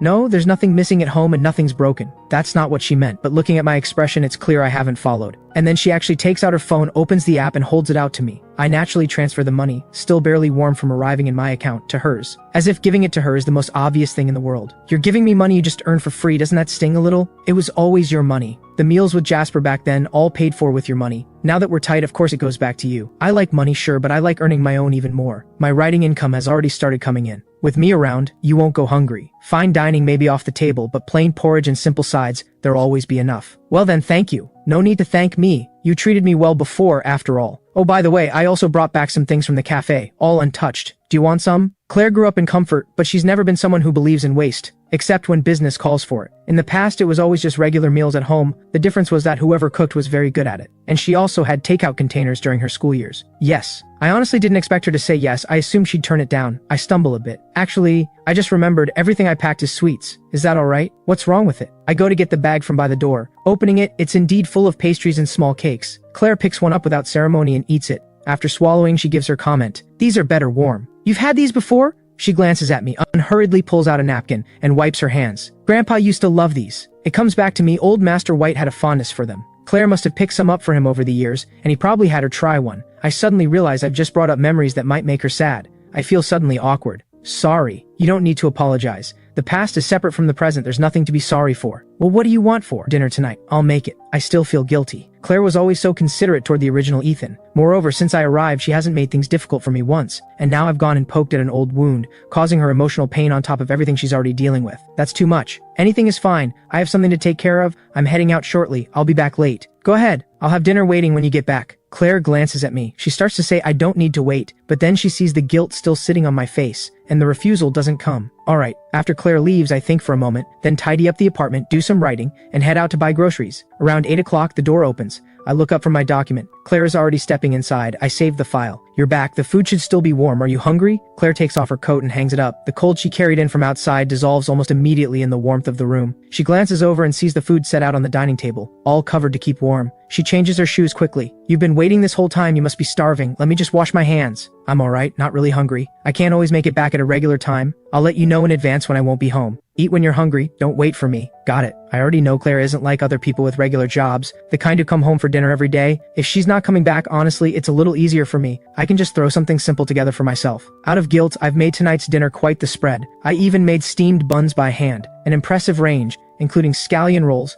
sweet-filled buns, cornbread buns, sweet potato rolls, all small and neat, each one probably gone in 2 or 3 bites. They look adorable on the plate. Claire picks up a scallion roll and finishes it in a few bites. She nods after swallowing. The buns are really good, right? I spent 3 or 4 days just figuring out the right ratios and timing. It took serious trial and error before I got them to where they are now. Scallion rolls and sweet-filled buns are my favorites. My friends always loved them too, whenever I had time to spare. I stopped mid-sentence. Oh no. I got a little too excited and almost let something slip. The skill really shows. Are those friends from university?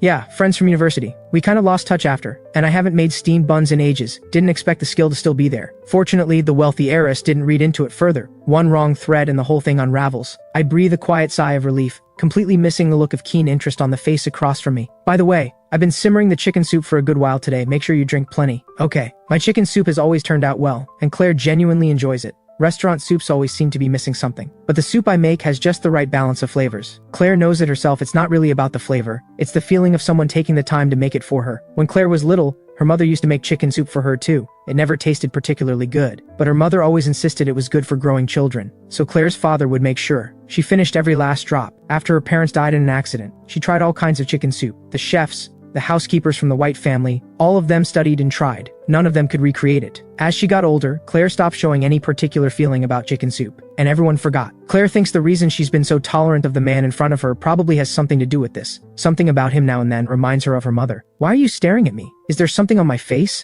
I only then realize Claire has been staring at me this whole time. Does she not realize how much pressure that puts on a person? Or has she noticed something? Off again. You're getting dark circles. What? I get up and peer into the mirror for a long moment. There does seem to be a faint shadow forming under my eyes. So the beginning of dark circles? The thought sends a shiver down my spine. Claire had only mentioned it in passing. She clearly didn't expect me to have such a reaction. After a while, with no sign of me, she calls out, "What's wrong? Are you done eating?" The words are barely out when I sheepishly reappear, probably from staying up late to write, getting a bit worse. A few dark circles don't change anything. You're still very good looking. Hearing Claire say that so unexpectedly sends a flush creeping across my cheeks. After dinner, I get up to clear the table, and Claire stops me. "Let me do it tonight." No, I've got it. I take the dishes right out of her hands and head to the kitchen at brisk pace. Claire laughs quietly, shakes her head, and lets me go. Passing through the living room, she notices my laptop still open on the coffee table, document up, and on a whim she goes over to take a look. I come out having finished everything in the kitchen, and walk into a scene that stops me cold. Claire is sitting on the sofa with perfect posture, chin resting in one hand,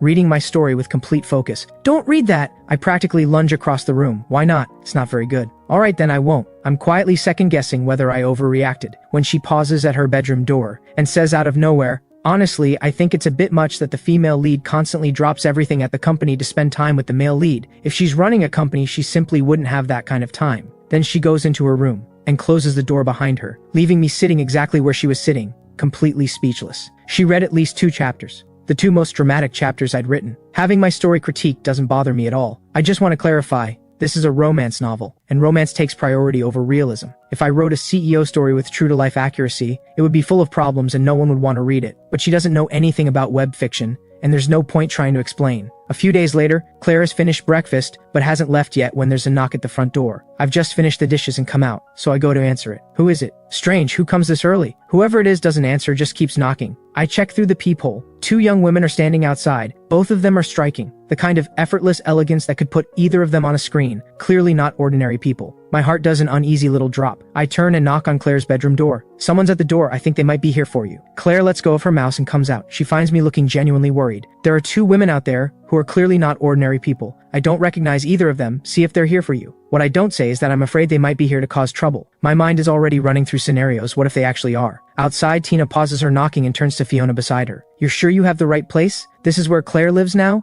Why isn't anyone answering? What if she's out? I thought she and Ethan hadn't divorced yet. Is he not here either? Don't ask me, I told you we didn't need to come and you wouldn't listen. Claire has been always busy recently. You're perfectly fine, she's not going to drop everything just because you showed up. I still need to see her. It's been a whole year. And she's had the worst luck lately, I can't settle down until I see her with my own eyes. She pouts and stubbornly resumes knocking. No, this time she's actually banging on it. The door swings open. What are you 2 doing here? Come in. Claire, I've missed you so much, your little sister's back. Tina cries out with delight, launches herself at Claire, throws her arms around her. Then let's go. Good to have you back. As expected, Claire, you are the one Tina actually cares about, the rest of us are just extras. Get inside. I stand behind them, completely stunned. Could these 2 actually be some of Claire's closest friends? Tina bounces inside cheerfully and runs straight into my blank, bewildered face. She blinks. Her finger goes up. Why is there a man here? Wait, are you Ethan? What are you doing here? Why wouldn't I be? Claire, fine, you haven't divorced, but you're actually living together. We're not living together. Would you prefer us sleep on the street? You talk so much. Ethan and Claire are not divorced. Of course they're living together. What's strange about that?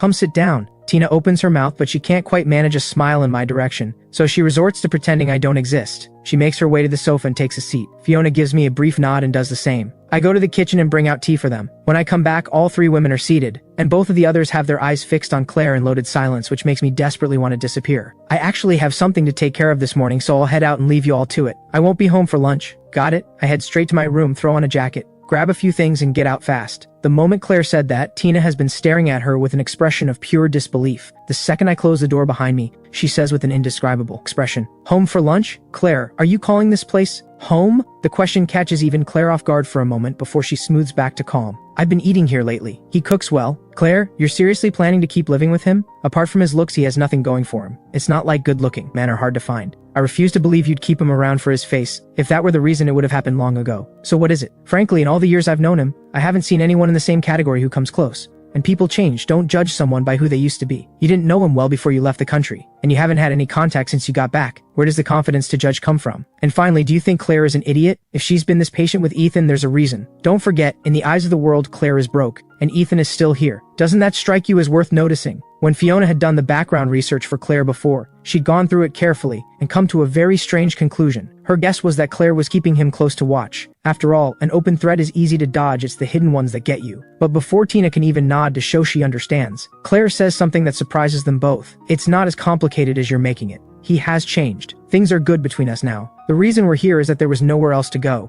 These days he keeps himself occupied, earns his own money and cooks. He says it feels like the life he had before university. But then why won't he divorce you? His fresh start has nothing to do with staying married to you, does it? So why is he still here? There are other reasons, you don't need to know them. Just be civil to him going forward. He's not as bad as you think. Tina starts to push further, but Fiona cuts her off. Claire knows what she's doing. We don't need to worry. If Ethan isn't what we assumed, then we'll be polite to him from now on. Tina, I'm just saying. I know you're close with Claire. Can you please stop getting worked up every single time something involves Claire? Stop picking up bad habits from Vera, or you're going to lose your mind. I'm nothing like her. That little airhead and I are not the same. You're getting closer by the day. Remember when I told Vera not to go looking for Claire at that reception, and she went anyway? She almost caused a scene. You two are exactly the same, just in different packaging. That's completely different. I just got back, I didn't have the full picture. And you never explain things properly, always half a sentence and then nothing. I'm amazed I haven't lost my mind. My patience is truly exceptional. Tina glares at Fiona. Fiona returns it with a light, unbothered laugh. Enough of that. Now that you're back, are you joining the family company? I don't want to, but my father is insisting. You both know I have absolutely no interest in the auto industry.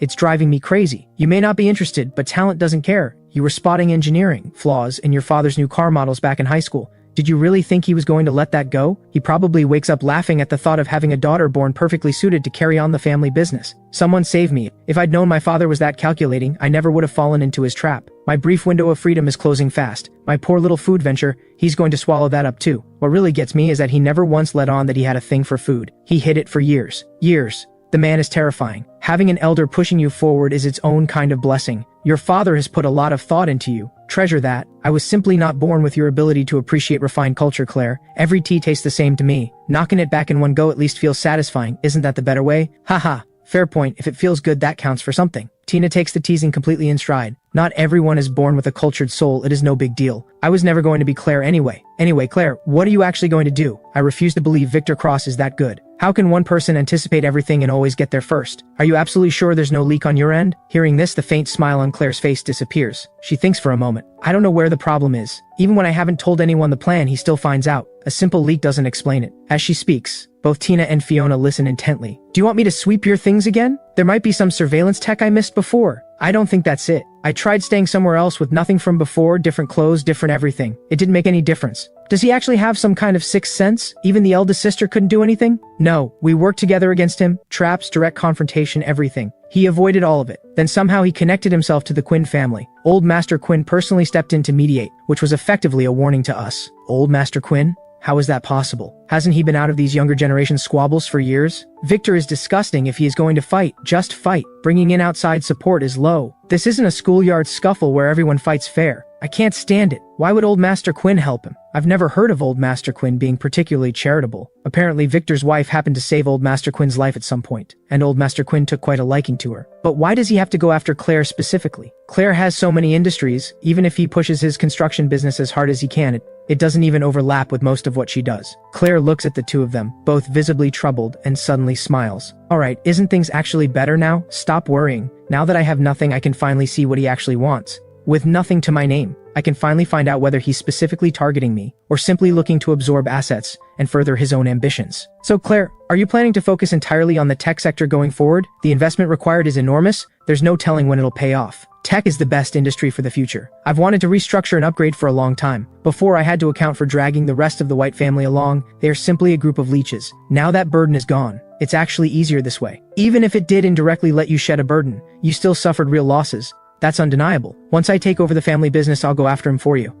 I refuse to believe he can foresee every single move. Don't make things more complicated. After you take over the family business, you'll need time just to learn the ropes. By the time you're ready, Claire will have already rebuilt. Just focus on your own lane. Claire has more sense than either of us. And if it comes to it, we're still here. After all these years of running nonstop, I finally get to breathe. What's the rush? Claire, how are you not even a little bit anxious? When has Claire ever been anxious? Fair point. I've never actually seen her panic. Alright then, Claire, just call me whenever you need anything. I'll be there. The three of them talk a while longer, then leave together. I come back in the afternoon to an empty apartment. I let out a breath of relief. Claire's friends are formidable, every single one of them, and they made their dislike of me perfectly clear. That kind of atmosphere is genuinely exhausting. I said I had something to deal with. I didn't. It was just an excuse to leave. And once I was out, I had nowhere to actually go. So I ended up at an internet cafe and wrote. The girl playing games next to me kept glancing over. She kept losing, over and over. By the time she finally worked up the nerve to strike up a conversation with me, I'd already moved to a different computer. However, I chose a new seat. The same thing happened. The girl next to my seat drifted over and tried to chat, asking what brought me here to write of all places, as if hoping to absorb some kind of positive energy from me. I had absolutely no idea what to do with that. Back home, I finally feel like I can relax. I change clothes, stretch out properly, and bounce my way onto the sofa. A thought crosses my mind. A shower sounds good. I check Claire's message on my phone. She won't be back until late tonight. So I make a beeline for the bathroom and take a long, satisfying hot shower. I towel dry my hair first, then brew some lemon tea and pull out the snacks I bought earlier. I sink happily into the sofa, think for a moment,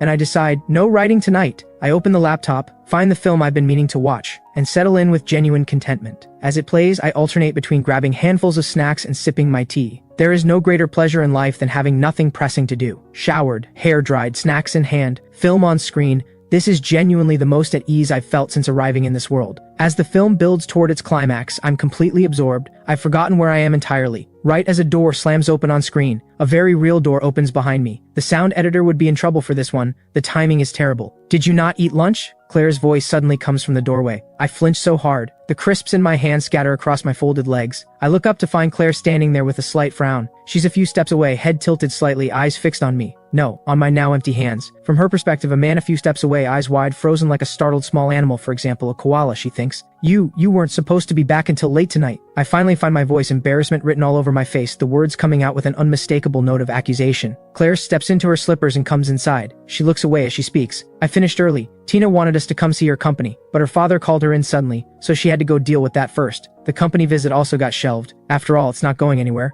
We'll see it eventually. You didn't eat lunch? I pinch the corner of the chip bag and very carefully try to slide it out of sight, smiling. Of course I ate. I was just watching a film with some snacks. As I say it, I slide the bag under the table and immediately drop it into the bin. In the original Ethan's memories, Claire has never touched snacks, so eating them in front of her gives me this feeling of being embarrassingly out of place. That's all junk. Try not to eat too much of it. Yes, I know, I only have it occasionally. So are you staying in home for dinner? At the word home, something flickers briefly in Claire's expression. Yes, I'd already been mentally planning what to order tonight. It looks like I'm cooking after all. The film isn't finished. Shower was wasted. All that happiness for nothing. The great highs and lows of life always arrive without warning. What's wrong? Claire pours herself a glass of water and tilts her head at me, noticing that I look genuinely pitiful. Nothing. What do you want for dinner? Whatever you feel like making.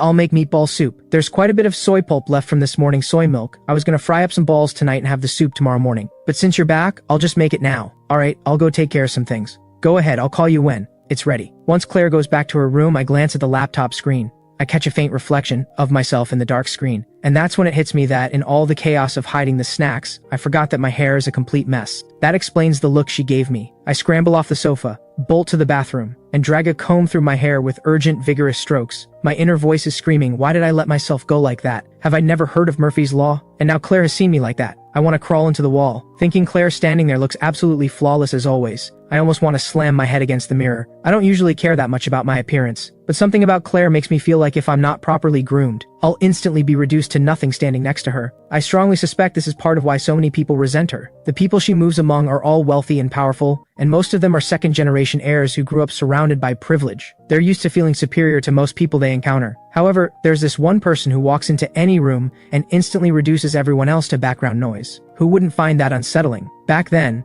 the reason the original Ethan never even considered going after Claire was exactly that he simply didn't have the nerve. Well, now I'm about to go cook dinner for that walking work of art, and I should do it properly. Then I'll have to sit across from her and eat, maintaining my composure in the face of that effortless magnetism. Frying meatballs always fills everything with the smell of hot oil. I stand at the stove with full concentration, hands moving efficiently, squeezing ball after ball into the oil, the whole apartment filling with a rich, deep fragrance. An hour later, Claire comes out of her room. The moment she opens the door, the smell of fried food hits her, along with a faint sound from the kitchen. She follows it and finds me at the stove with a look of total focus. My hands move with practiced ease, a nameless little tune humming from my lips, the picture of someone entirely content. Golden meatballs come out one by one little cutie out of the pan, and a whole crowd of little cuties queuing up to go in. Yes, you're all adorable little meatballs, and I'm sure you'll taste wonderful. I'll take good care of you and turn you into a delicious soup. Your efforts won't be wasted. Someone who can make cooking this entertaining. He's the only one she's ever seen. Curiosity gets the better of her. She folds her arms and leans against the doorframe, watching to see what comes next. I don't disappoint. With only a few meatballs left, I lift them out and turn to chop the vegetables, still talking to myself. You're little cuties too.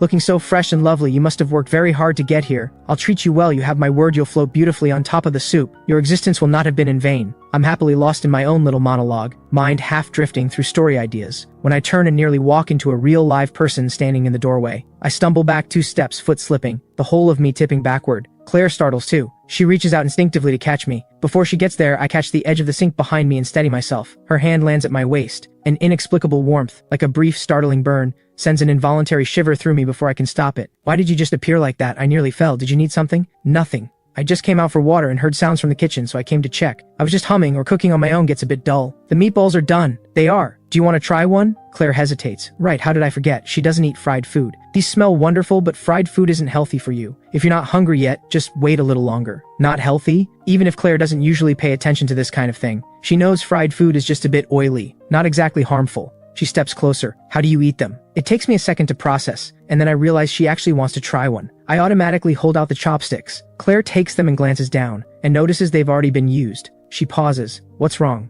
Nothing. She hands them back. While I'm still looking at her blankly, she reaches out and picks up a meatball with her fingers and pops it into her mouth. My jaw drops. The wealthy heiress just picked up food with her bare hands. The meatball is fresh and steaming. She bites into it, and a full warm wave of soy fragrance and fried richness spreads through her mouth. The heat catches her off guard and she draws in a sharp breath, but it's delicious. We are standing close to begin with. Claire is right in front of me. After finishing the meatball, she steps back slightly. Out of the corner of her eye, she catches me staring blankly at her. She tilts her head. What? Her face turning toward me so suddenly startles me again. Fortunately, this time my feet don't slip when I step back, but my back slams straight into the wall behind me. Nothing. Were they good? Very delicious. If you have nothing else, you should head back out. It's oily in here. The meatballs are all done, and the soup won't take long. Go ahead, I'll call you when it's ready. By the time the meatball soup is finally done, every trace of my earlier good mood has evaporated. Claire can clearly tell I'm a little deflated. I ladle her a bowl loaded with everything, and pour myself one that's mostly broth. Didn't you fry a whole batch of meatballs? Why is your bowl almost empty? Is yours not enough? I look at her bowl, it's full. That should be plenty for her usual appetite. Is she unusually hungry today? She extends one slender finger toward my bowl. Yours? Oh, I was around the fumes too long. I've lost my appetite for it. What I will absolutely not admit is that I weighed myself before calling her for dinner, and I'm up 2 pounds from a few days ago. Claire doesn't press it, but as she eats, she notices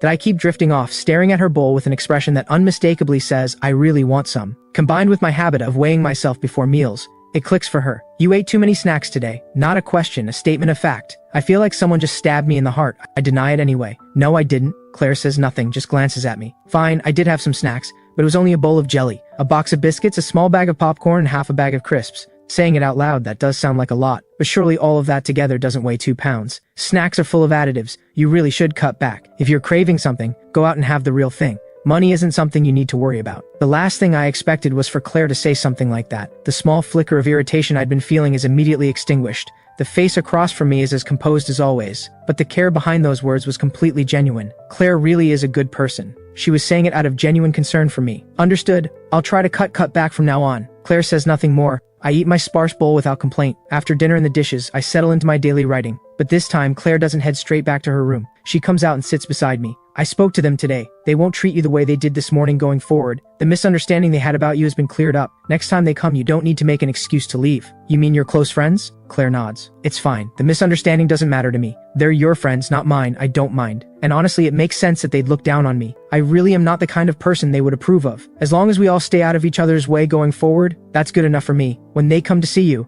it's easier if I'm not around. You can all speak freely. Besides, I really did have things to do today. Alright, are you gonna keep writing tonight? Yes. Did you finish your film? Almost. I'll catch the rest another time. If you'd rather I not know what you're watching, you could get headphones. I quietly withdraw the hand that was reaching for my cup and smile stiffly. Why would I care if you know? You're learned and well-read. Does that make you the authority on what's worth watching? She doesn't answer. Instead, she picks up my cup and hands it to me. If you want to write good fiction, just watching films isn't enough. You have to analyze them. I don't mind the noise. You can watch whenever you like. Okay, got it. Claire gets up and goes back to her room. I take a sip of water and set the cup down. I still don't see that film. No writing, no income, that's the math. Over the following days, Claire keeps her usual pattern, out early, back late. Our routine settles into breakfast together, dinner together, and everything in between spent doing our own things. Then one day Claire comes home in the afternoon. I'm in the middle of writing. I don't look up at the sound of the door, just say by habit, you're back. Then a familiar child's voice cuts through, not even attempting to hide the surprise and disdain. Why is he here? You two still haven't divorced? The voice belongs to the child of Claire's late cousin, who died in an accident with his wife. They had been the people closest to Claire. After they were gone, Claire took in their son. His name is Luca. He's 8 years old and he had nothing but disdain for the original Ethan.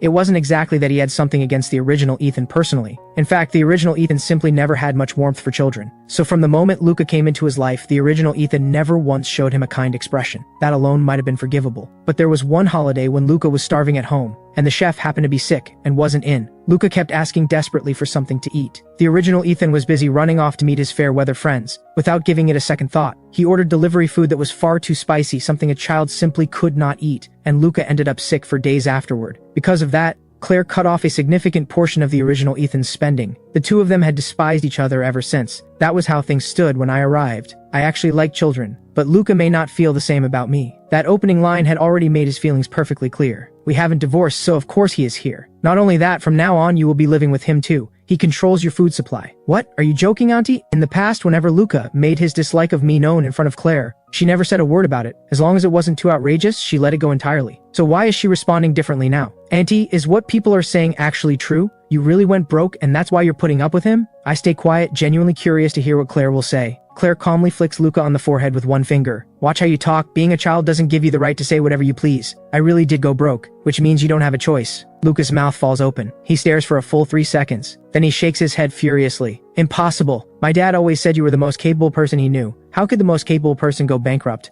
And your business was enormous. How could it all just be gone? Oh no, I haven't even grown up yet. How am I supposed to earn money and support the family? I'm basically still a baby, and now I have to be the breadwinner? What can I even do? I'm in 3rd grade. Maybe you could send me to be a child model. I've done runway training before, and I'm good looking, so someone would probably take me. Not a chance. You have no connections now. How do you think all those clearly unattractive child models get the work? They pick looks and background. Unfortunately, you no longer have the latter. You're lying! You know so many people, you've helped so many of them. Make them help you back. Then let this be a lesson you remember. Everyone loves a winner, but it takes a real friend to love a loser. When you help someone, don't expect them to return it. If they don't make things worse, that's already something. Claire follows him into the bathroom, her voice carrying through the door. So what do? We have to live here from now on, and we'll never eat good food or wear nice clothes again? The kids at school are saying I'll probably have to transfer soon, is that true? Yes, during holidays you'll be here with me. The food and clothes you're used to will mostly be gone. As for transferring, do you want to? Yes. My classmates are laughing at me. They think I don't know, I hear everything. But you won't be transferring right now.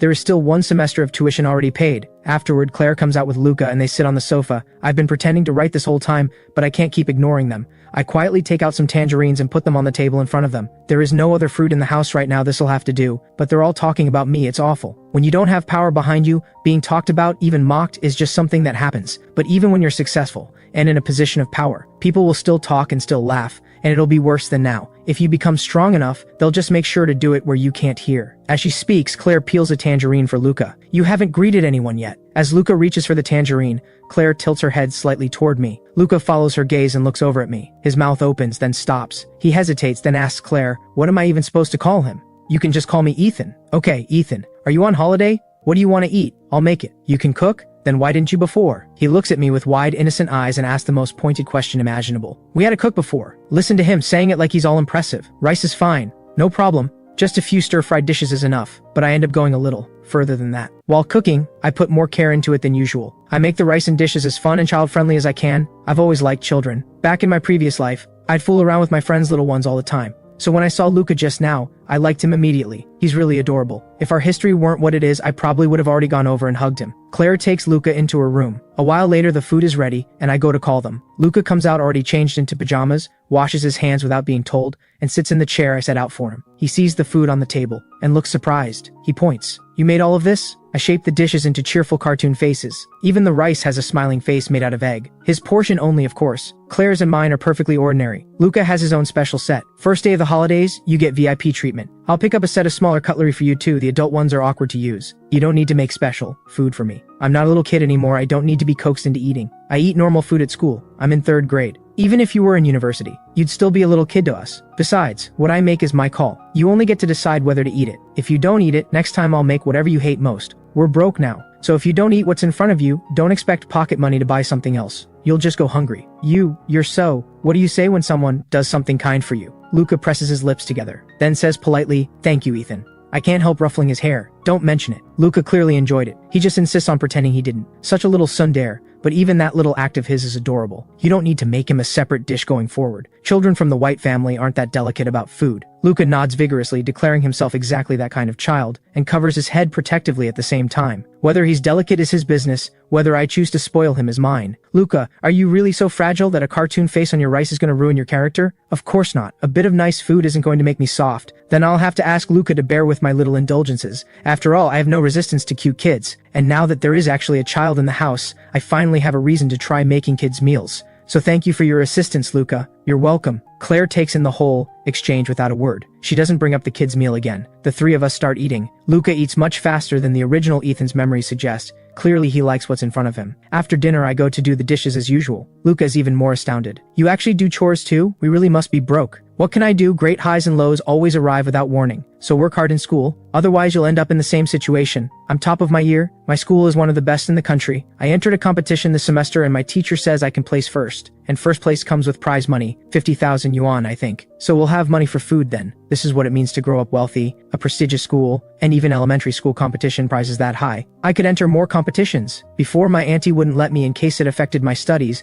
but now I should be able to. If I enter 4 competitions, that could be 200,000 yuan, then we would have money for food. Oh no, I don't have that kind of time. If I want to keep my grades up, I can probably only do 3 competitions. That's only 150,000. It's barely enough for food. 150,000 barely covers food? Do you know how many people don't earn 10,000 a month? 150,000 is a lot. 150,000 barely buys 2 of your watches. Is that really a lot? You used to eat shark fin. Do you know what a serving costs? What does someone else's income have to do with us? Are we supposed to live like them? Not having money is so terrifying. It turns someone who used to spend freely into a person who thinks 150,000 is plenty. How long has my auntie even been broke? You adapt to the situation you are in. When you're wealthy, you spend freely. When you're not, you live carefully. Even if you did win 150,000, you can't spend it all on food. Our standard of living has dropped. Of course the food follows. But even if it's home cooking every single day, you won't be malnourished. I promise. Just then, Claire walks over with a glass of water and glances at Luca. Time for homework. Okay, I'm going. He turns so his back is to Claire and mouths "Shh at me," then heads into Claire's room. Where does he sleep at night? With you? Yes, I'll look into finding a bigger place to rent. She'd originally planned to have Luca join some program during the holidays,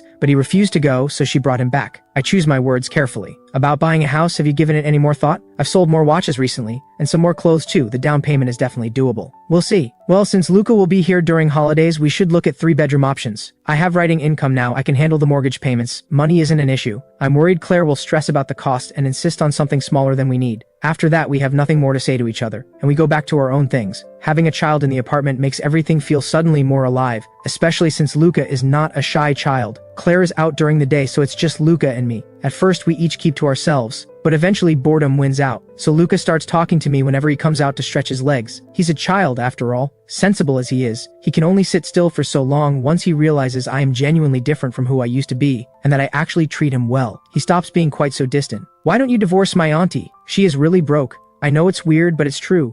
Even if you stay, she's not going to give you money to spend like she used to. You just said yourself that she gave me a lot before, so shouldn't I be there for her now that things are hard? If I walked out now, wouldn't that make me a terrible person? Do you actually want me to leave her alone to take care of you? In that case, you'd be stuck on your own with no one to cook for you. That's not the point. I won't starve. I don't know what's going on with you. But you're not as bad as I thought. I used to really dislike you. Felt like all you knew how to do was spend money. My auntie married a walking credit card, but back then she had plenty of money, so it didn't really matter. It's a shame though, she could have done better, but at least now it seems you're not so bad after all. My parents told me before they died, don't judge people only by what I see on the surface. Look at character and heart. Your talent may not be great, but you don't run from things when they get hard, so your character is passable. I can't help messing up his hair again. You think about a lot for such a little person. None of this is your concern. All you need to do is study, play, and enjoy yourself every day. I don't need to worry about studying. I told you I'm always first. Don't compare me to whatever kids you used to know. I'm a member of the elite IQ club. I pull back the tangerine I was about to give him and pop a segment into my own mouth, chewing slowly while looking at him. Has anyone told you that I also graduated from a top university? You? A top university?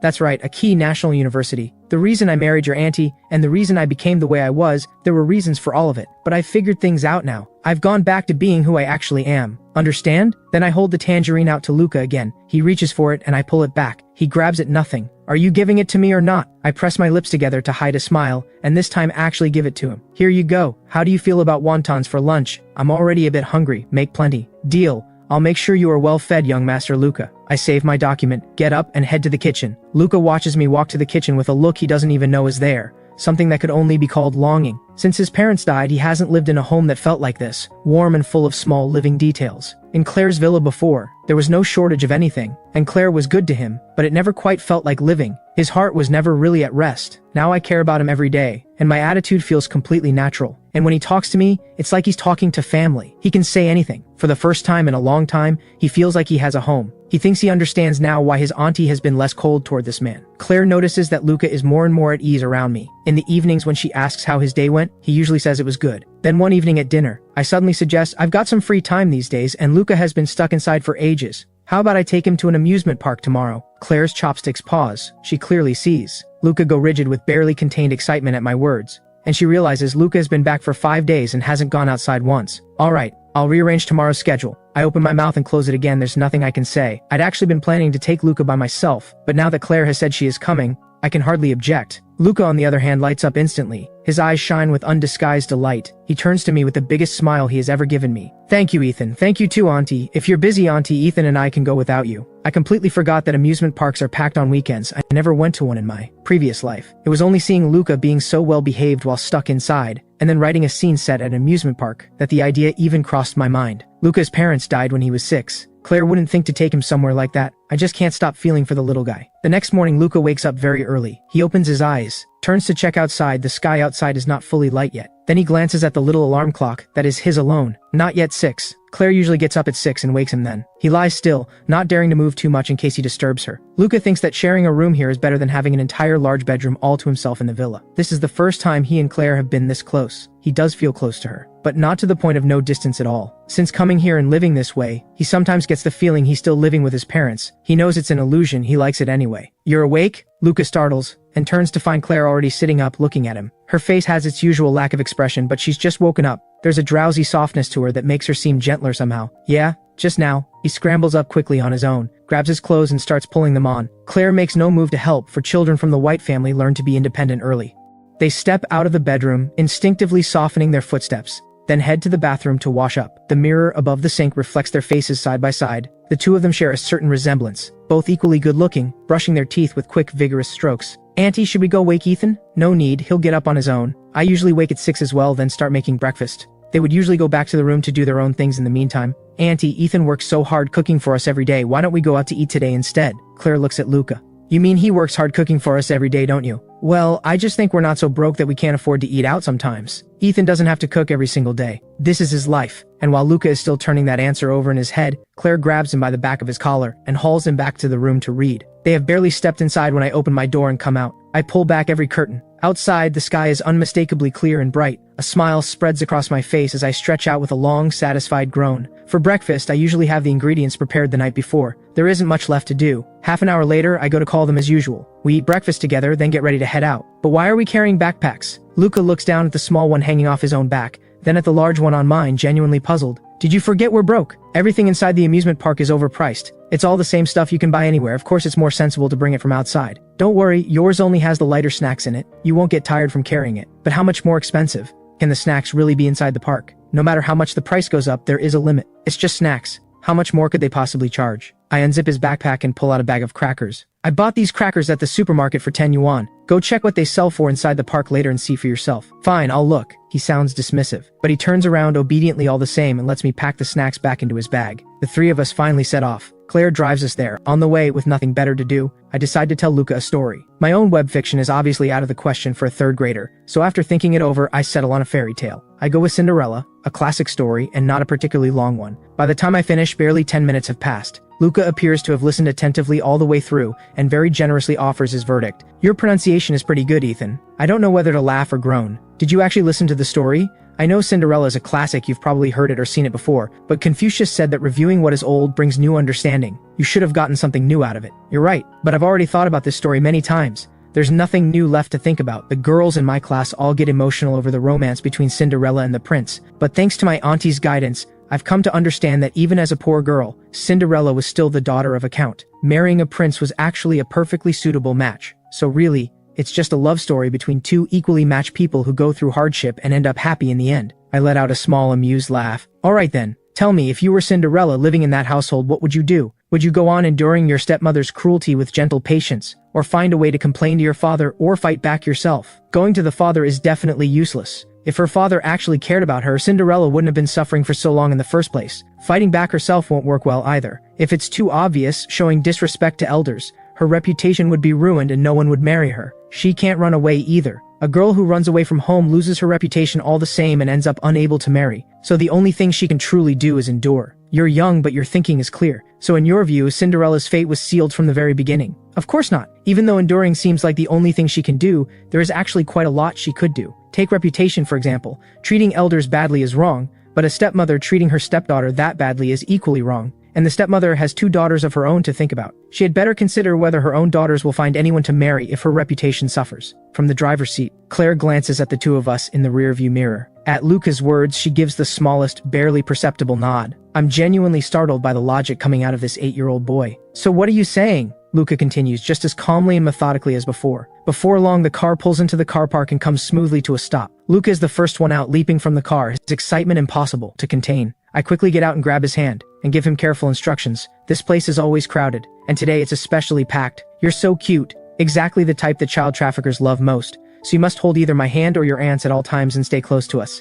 If anything feels wrong, shout. Understood? Don't worry, Ethan, I'm not naive. I'll stay close to you and Auntie the whole time. I know I'm a child, I'm not as strong as an adult. If someone tried to carry me off, struggling wouldn't help. Our teacher told us all about it, so I won't go wandering off. Fair enough. The kid knows what he's doing. As adults, we can rest a little easier. Then the three of us make our way to the entrance together. Since I bought the tickets in advance, we just need to go and print them. Compared to the long line of people snaking away from the ticket counter, we have it considerably easier. Once we're through the gates, it is bustling and lively inside. Claire and I are the kind of people who attract attention just by standing in a crowd. And sure enough, when we walks in, we draw eyes from all directions. Some people look like they want to come over and talk, but the moment they notice Luca being held by each of our hands, they think better of it and stop. Look at that young couple over there with the kid, they're absolutely stunning. At first glance, I thought they were celebrities. What a shame they're both taken. Otherwise, I might have gone over to say something. I just want to know, do all the good-looking men go for beautiful women? So someone like me who isn't particularly pretty just can't find a handsome guy? It hurts. Are you seriously still on about that? All I want to say is that the little boy they have with them is absolutely adorable, and he looks so well-mannered too. I hope I can have a son like that someday. Honey, wake up.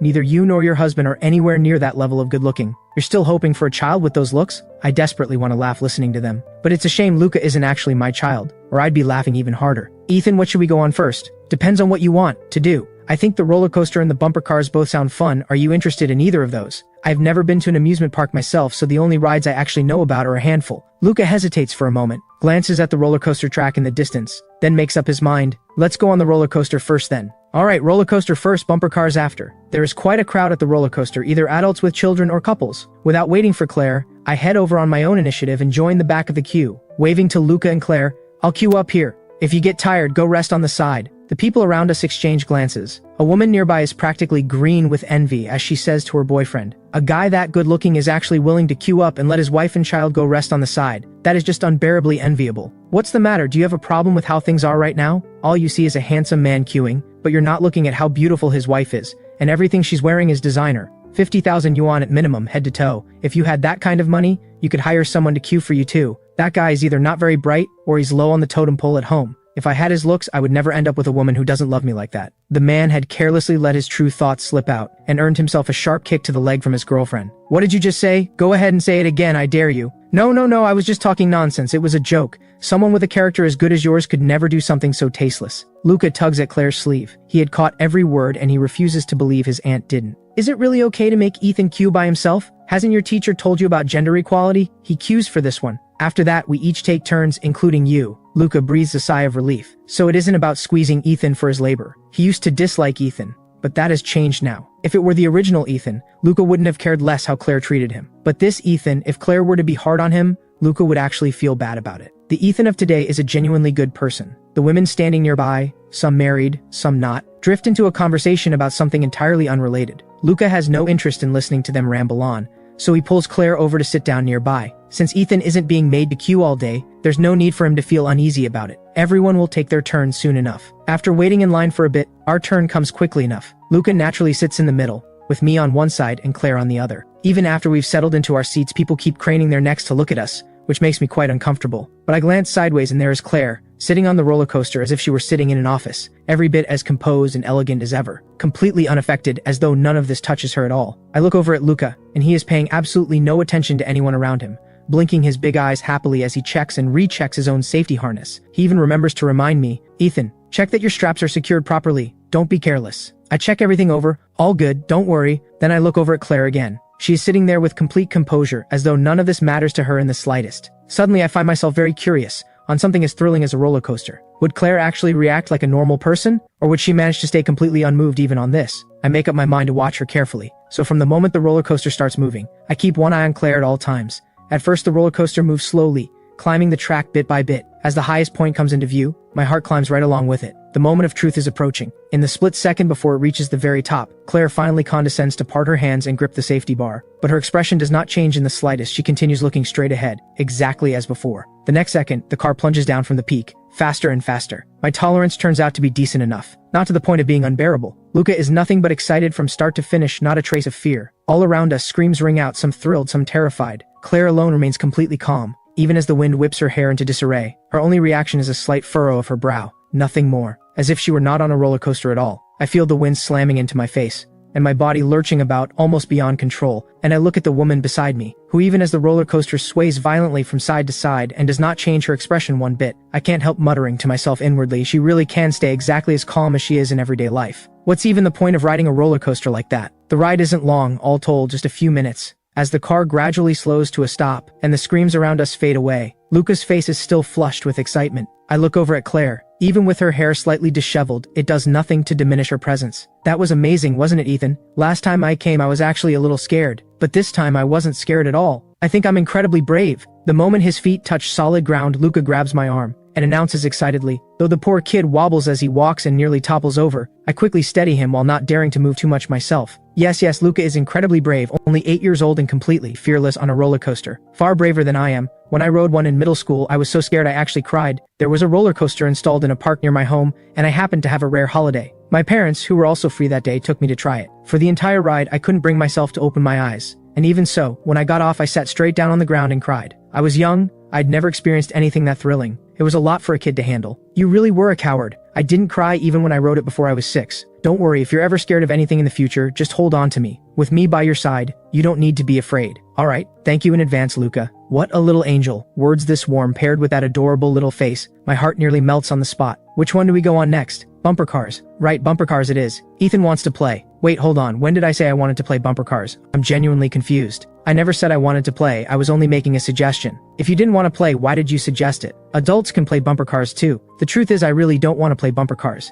I only suggested it because I couldn't think of any other rides on the spot. I've never been to an amusement park before. But before I even have a chance to explain, Claire has already taken hold of Luca's other hand and started walking forward. Luca moves with her, which gives me a sharp tug forward as well. These two simply do not believe that I don't want to play bumper cars. They haven't given me a single chance to explain. Honestly, if I were to insist right now that I don't want to play bumper cars, would these two think I was just trying to save face? I think it over for 2 minutes and arrive at a very definite conclusion. Whether I want to or not, I am playing bumper cars today. The crowd at the bumper cars is noticeably smaller than at the roller coaster, so Claire sends Luca to queue up. The moment he joins the queue, he draws a shower of starry-eyed looks. Nearby, a little girl has been crying non-stop, her father completely unable to calm her down. But the moment she catches sight of Luca, her crying cuts off instantly. She wriggles free of her father's arms and darts straight over to Luca's side. With everyone watching, the little girl grabs Luca's hand without a hint of shyness. She blinks at him with wide, innocent eyes and says sweetly, "Can we play together, big brother?" The little girl looks to be about 5, barely reaching Luca's shoulder. "Hey, no more crying. We're both here to play bumper cars, right?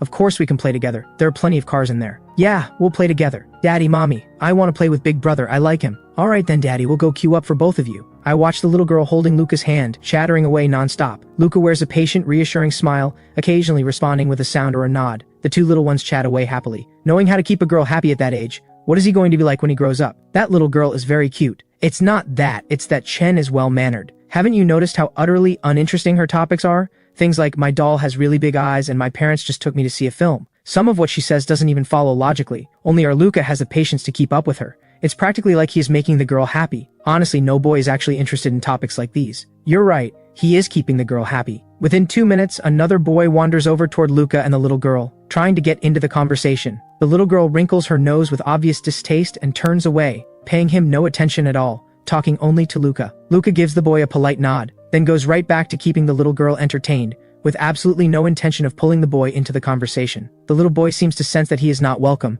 and trudges back to where his parents are standing, looking dejected. Alright, fair enough, he is definitely keeping the girl happy. When our turn finally comes, Luca coaxes the little girl back to her parents. Then without a second glance back, he takes hold of me and Claire, and heads briskly over to register. We get into the bumper cars efficiently and get straight to it. From the way Luca drives, there is absolutely no indication that he has any intention of waiting for the little girl to play with him. The best thing about bumper cars is being able to crash into whoever you like. My driving skills are nothing special, but here it doesn't matter at all. The whole point is to crash. Luca keeps ramming into other cars around him with gleeful abandon, noticing how beautiful Claire is. Some people deliberately aim for her car and try to talk to her as they do it, but Claire drives her bumper car as though she is practicing her driving technique, perfectly evading every car around her every single time, not giving anyone the slightest chance to make contact. I watch in silent amazement. Once Claire realizes people are deliberately targeting her, she starts actively trying to avoid them. The people trying to crash into her can't even graze her bumper, while Claire sends all of them spinning off in disarray, so they redirect their efforts toward me and Luca. In the end, Claire deliberately creates an opening to draw them away from us.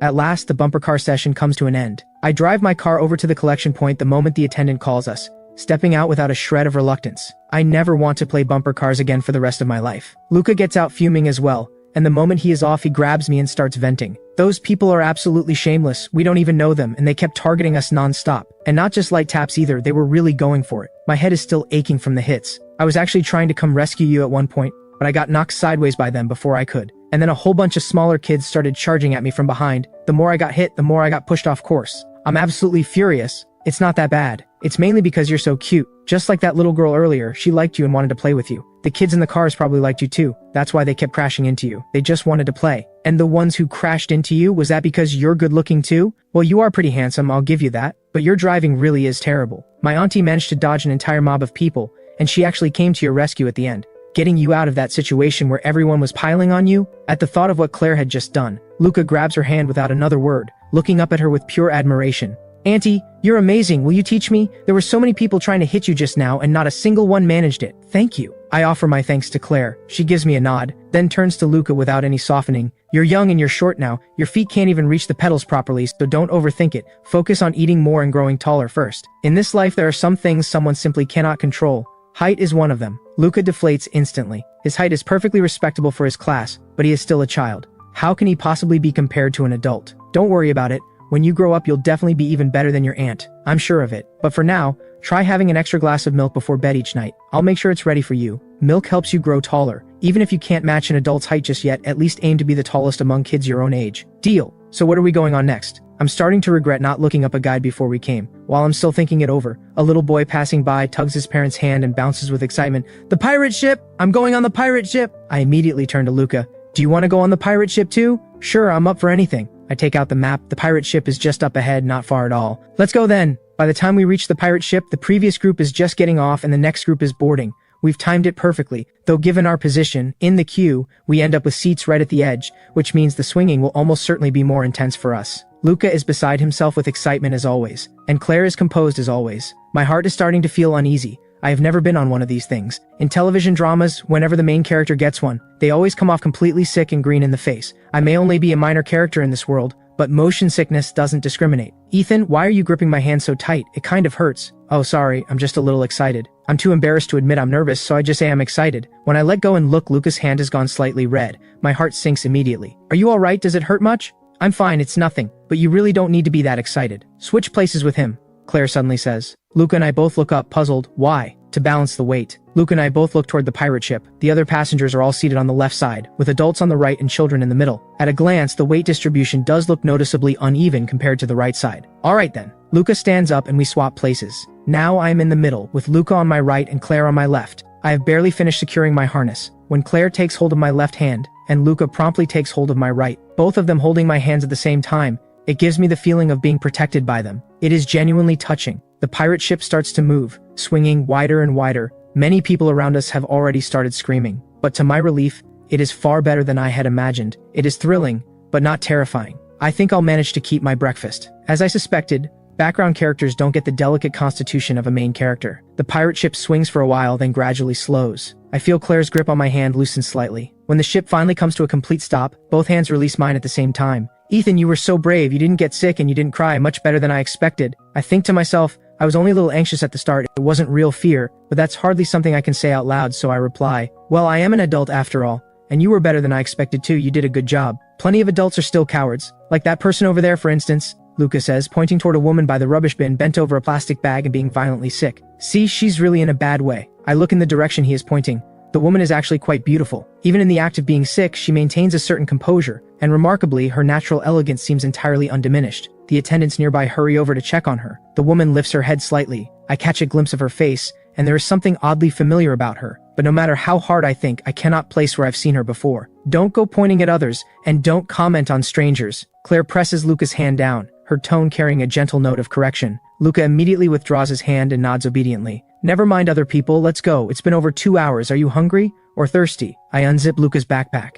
and hand it to him, gesturing for him to pick whatever he wants. Then I take off my own bag, unzip it, and pull out a small carton of children's milk to give him. Thank you, Ethan. Make sure you and Auntie have something too. Eating snacks in front of Claire and asking her to join feels like a significant challenge. I'm still hesitating. When Claire reaches over and takes both bags from my hands. What do you want? She doesn't say a word about the snacks. I'm a little surprised. Maybe it's because we're out having fun today. Either way, there is the chance. I should take it. I pull out crackers and chips and also grab a bottle of cola. I just want junk food. There's nothing to be done about it. Claire glances at what's in my hands and says nothing. When Luca opens his mouth to say something, she catches it with a single look and successfully puts his "I want cola too" to death before it can be born. As I eat, I notice that Claire hasn't touched a single thing. I feel awkward about it and finally ask, would you like to have some too? Honestly, snacks aren't so bad, and all the additives are within the approved safety limits. Besides, since you never eat them normally, having a little once in a while won't do any harm. It's not as dramatic as all that. You eat. Claire doesn't refuse outright, but the meaning is perfectly clear. I eat my own then, but I try once more.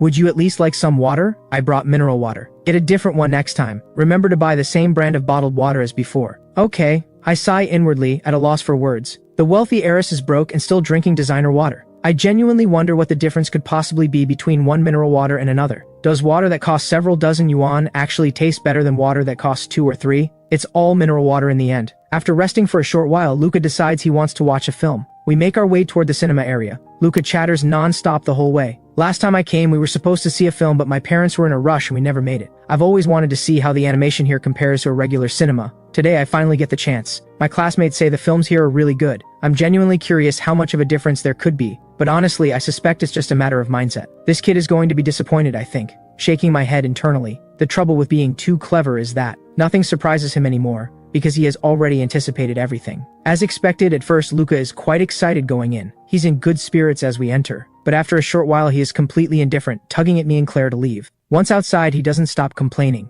This film is barely any different from what you'd see anywhere else, and to think I was actually looking forward to it. It's all a lie. My classmate definitely tricked me into wasting my time. I can't stand it. I'll deal with him when I get back to school. You can't put it quite like that. Your classmate genuinely thought it was really good. Different people like different things. I'm really worried he'll confront that classmate, only for his classmate to say something like, watching it with my parents made it really special, which would just be rubbing salt straight into Luca's wound. I suppose. A limited perspective is a limited perspective. If this counts as good, that says something. Claire gives him a sharp knock on the head. Watch what you say. Talking about people behind their backs is very rude. I see. He rubs the back of his head. The contemptuous look disappears and he is back to being the sweet, innocent little boy he appears to be, except that his eyes have a slightly odd look to them. What are you thinking about? Oh, nothing. I was just thinking, someone who finds a film like that impressive probably hasn't been exposed to very much in life. I stare at him, completely dumbfounded. In less than 3 seconds, with nothing more than a knock on the head from Claire, this child has spontaneously figured out how to deliver a veiled dig in a way that sounds perfectly polite. Is this actually okay? I turn stiffly to look at Claire,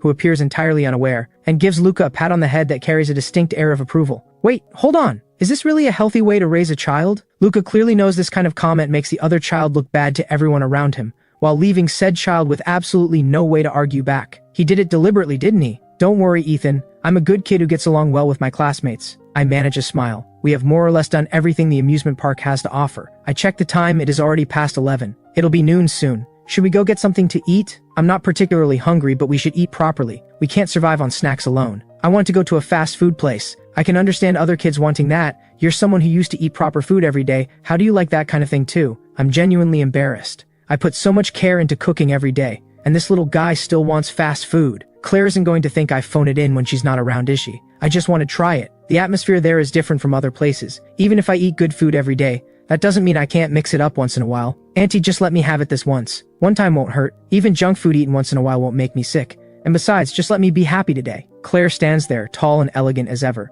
I think Luca has a certain kind of nerve, because if it were me, I could never bring myself to tug at someone like Claire's arm and beg. In the end, Claire agrees. She takes Luca to the fast food place and asks whether I want the same or would prefer something else. Either works for me. I haven't had fast food in ages. It genuinely doesn't matter to me, and now that I think about it, it has been a long time since I ate fast food. I'm actually a little in the mood for it. Might as well indulge today, together with Luca. Speaking of which, I had almost forgotten. I had made a deal with Luca earlier. Luca, weren't you going to go check the prices inside? Oh, right. He remembers. We really had agreed to that before we left. He immediately lets go of our hands and runs over to one of the nearby shops. I follow quickly, too many people around to let him go alone. When Luca comes back out of the shop, his face is written over with shock and disbelief. The price of a single drink is literally double? That is outrageous. That defies all logic. It's not illogical, it's just how it works. Tourist attractions are even worse. A roasted corn cob that costs 4 yuan anywhere else can go for 10 yuan at a tourist spot. Why? Because it's a one-time transaction. Tourists come, they spend, they leave. They're not coming back for a second visit. And most of the people who end up buying food there are those who didn't bring anything with them. When you're hungry enough, you stop caring about the price. Moreover, you can afford it, so you just buy it.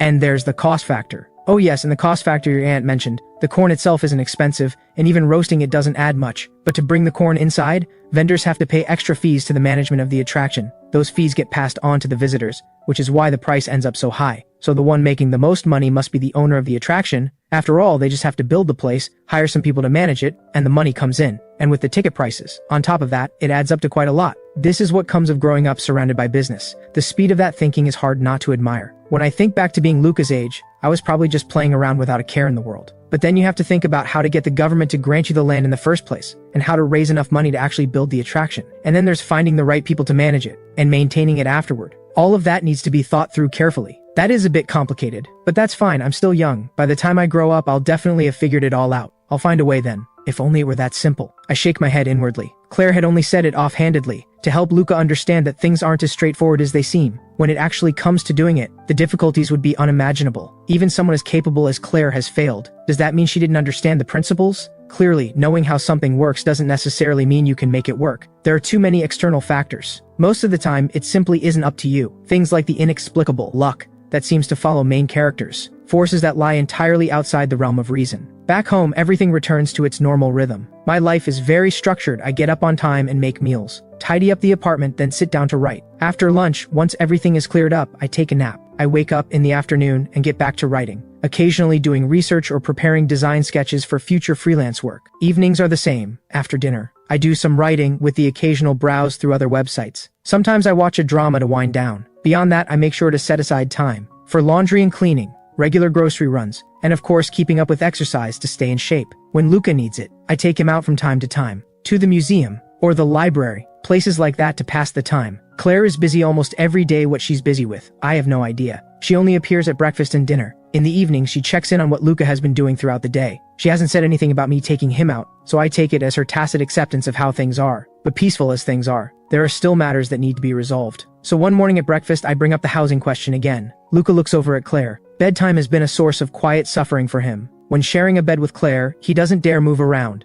He really does want a room of his own where he can toss and turn to his heart's content at night. I've already found a house. We can move in next week. As for buying a house, there's a development that looks promising going on sale the week after. We can go and take a look then. Claire gives her answer. I finally feel a wave of relief. She hasn't forgotten about my situation after all. The following week, Claire does indeed tell me to start getting things together. It is time to move. Auntie, so I'll have my own room now? I want a bookshelf. The bed doesn't have to be big, just enough to sleep on. While waiting for the moving van, Luca's mouth doesn't stop for a second. Yes, I knew you were the best, Auntie. Ethan, we're moving to a bigger place. Are you happy? After that, since we are moving, the three of us, Luca, Claire and I, start sorting through what needs to be packed. Of course I'm happy. Why wouldn't I be? But if I'm honest, I don't feel much either way. It's not my place regardless. So where I live doesn't make much difference to me. Growing up, I lived in a 2-bedroom apartment. As an only child, quietly and consistently spoiled by my parents without making a show of it. So I've never had any particular longing for a bigger place. If a person has never been without love, has never known real financial hardship, and isn't the type to be fiercely driven, they tend not to have any burning desire for material things. That's exactly what I am. Someone who on the surface seems ordinary, but who has in reality always lived a genuinely happy life. If I'm being completely honest, I actually find small apartments cozy and easy to manage. But coziness is one thing, and the practical reality is another. After all, I can't have Luca sharing a room with Claire indefinitely. I'm happy too.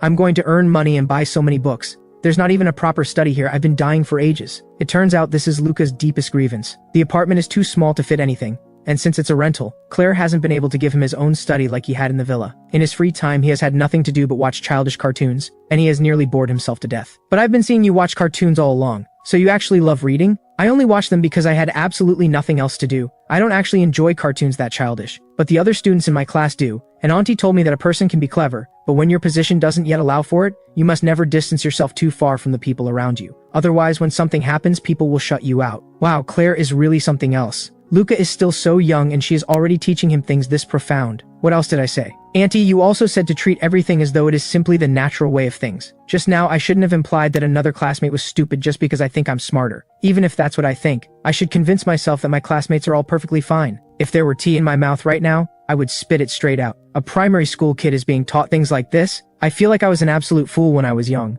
I didn't figure this out until high school, and I had to work it out for myself. Go to read it. Claire reaches into one of the packed boxes and pulls out a book at random. She hands it to Luca. Luca takes it obediently, doesn't even glance at the cover, and opens it to start reading. I sneak a look at the title. It's called The Art of Calculated Cunning. Well, the apple doesn't fall far from the tree. An ordinary person like me had better keep their opinions to themselves. The moving van arrives quickly, but there isn't much to move. When it actually comes to sorting through everything, I realize that the vast majority of items in this apartment were bought by me, and most of them are everyday household supplies. It is Luca who finally can't stand it, and signals to Claire to say something to me. Only then do I let go of the basic essentials, things like cooking oil, salt, soy sauce, and vinegar. One thing to be grateful for that the clothes that once took up nearly my entire bedroom have been sold off for the most part, which makes moving them a much simpler affair. The new apartment is in another complex not too far from this one, with better overall security and surroundings than before. Once inside, I find the layout is excellent too. Having worked in design, I do a lap of the space, and have to admit, Claire has picked an excellent place this time. The apartment has basic renovations done,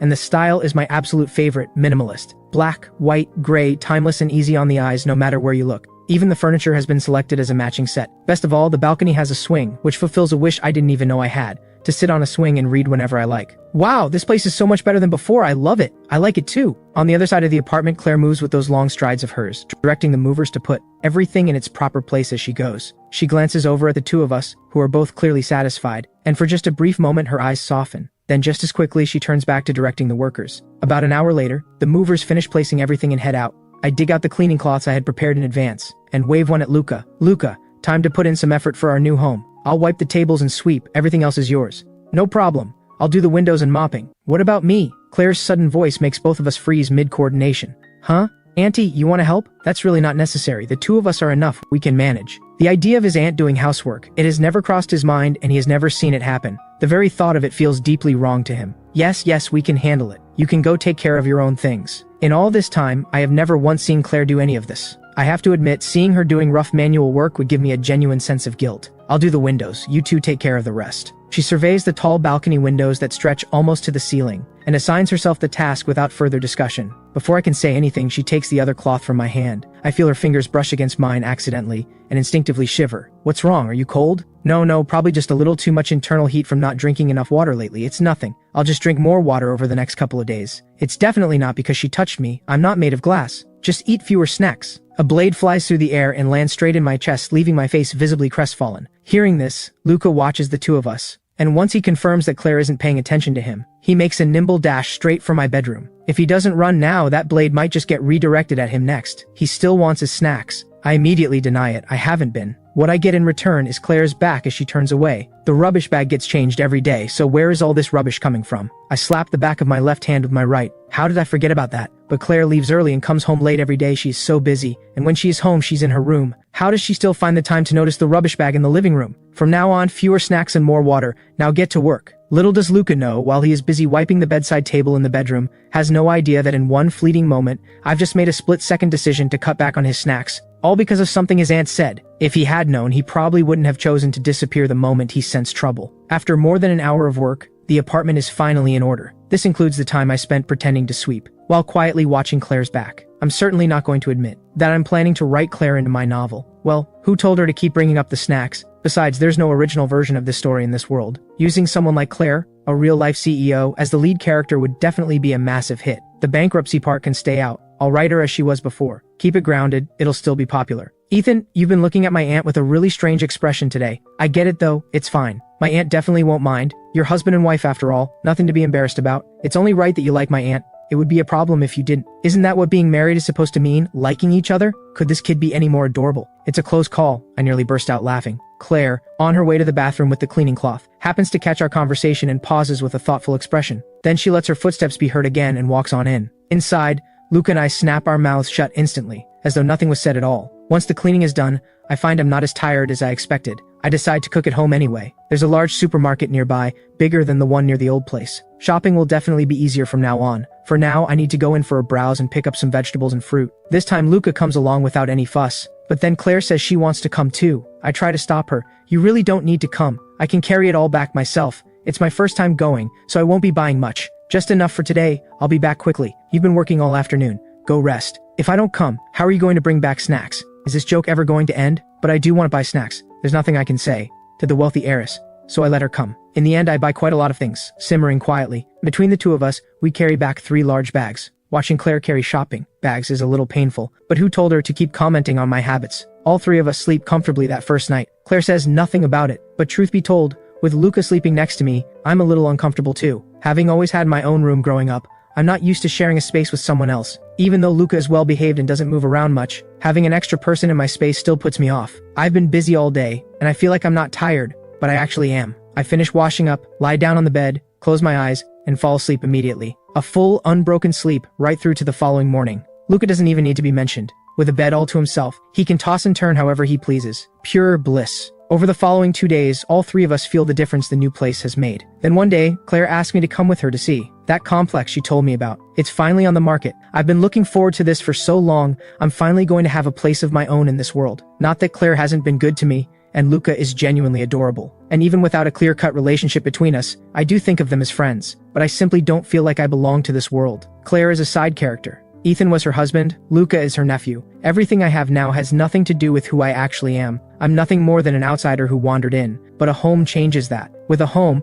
I'll have a place in this world that is genuinely mine. Even if things with Claire eventually come to nothing, I'll have somewhere to go. I can keep writing, keep working as a freelancer. This would be my foundation, the ground I stand on. Of course, even without it, my writing income is enough to rent a place. It just wouldn't give me the same sense of security. The place Claire takes me to is a little further from our rented apartment. Property prices in this city are rising. There is no shortage of buyers. When we arrive, there is already a considerable crowd outside. But Claire doesn't take me through the crowd. She leads me straight through the staff entrance. She may be a fallen powerhouse, but when she appears, even without calling in any favors, people tend to show a degree of deference. The people here don't just show courtesy, they treat her like a VIP guest of the highest order. Following Claire, I experienced genuine VIP treatment for the first time. In the middle of a sales event this packed, we are taken directly to a private lounge. The decor is impeccably luxurious. The tea the staff serve is the kind I can tell is extraordinarily expensive just from the scent. Even someone like me, who knows nothing about tea, can tell that this is not cheap. We're just here to look at a property. Is all this really necessary? Do you know the owner here? This development is something Tina put together back then to silence her family. She won't be touching property again after this. Just pick whichever unit you like, pay the going rate, nothing more. Even if she developed it, coming in this way feels like taking advantage. Is that really all right? If it were Claire buying for herself, that would be one thing. But this is going into my name. Using privilege for my own benefit feels off. Besides, Tina has made it quite clear she doesn't particularly like me. The last time she came by, the way she looked at me at first, cold and dismissive, I saw it perfectly clearly. You'll pay the full price. She is just letting you have the pick of the units. They'll make their money either way. There's no difference to her. These 3 buildings have the best layouts and the best positions. Leave out the bottom 6 floors and the top 6, and choose whichever unit you like from what's left. Which one appeals to you? Alright? I'll stop overthinking it. She says to pick, so I'll pick. I figure I can always buy another unit later if needed, and then start looking at the floor plans properly. I may be an interior designer, but I know a thing or two about architecture, and these 3 buildings really are impressive. After going back and forth, I settle on a 3-bedroom, 2-living-room unit. If it's all done up and we still haven't divorced by then, the 3 of us could live there. And if we do divorce and the place is mine, 1 bedroom, 1 studio, 1 activity room. Perfect. Once the unit is chosen, it's time to see it in person. Claire leads me along with a staff member to the site. The surrounding facilities aren't fully completed yet, and the corridors are in a bit of disarray. Usually with property developments, you sell first and then build. Why did they build first and sell afterward? Because I told her as long as the build quality is good, it will sell. And since property prices keep rising, the longer you wait to sell, the higher the price. So that's it. No wonder she's a big shot who is deeply involved in large-scale construction. Not like me, a transmigrated fake intellectual. Her assessments come entirely from genuine expertise.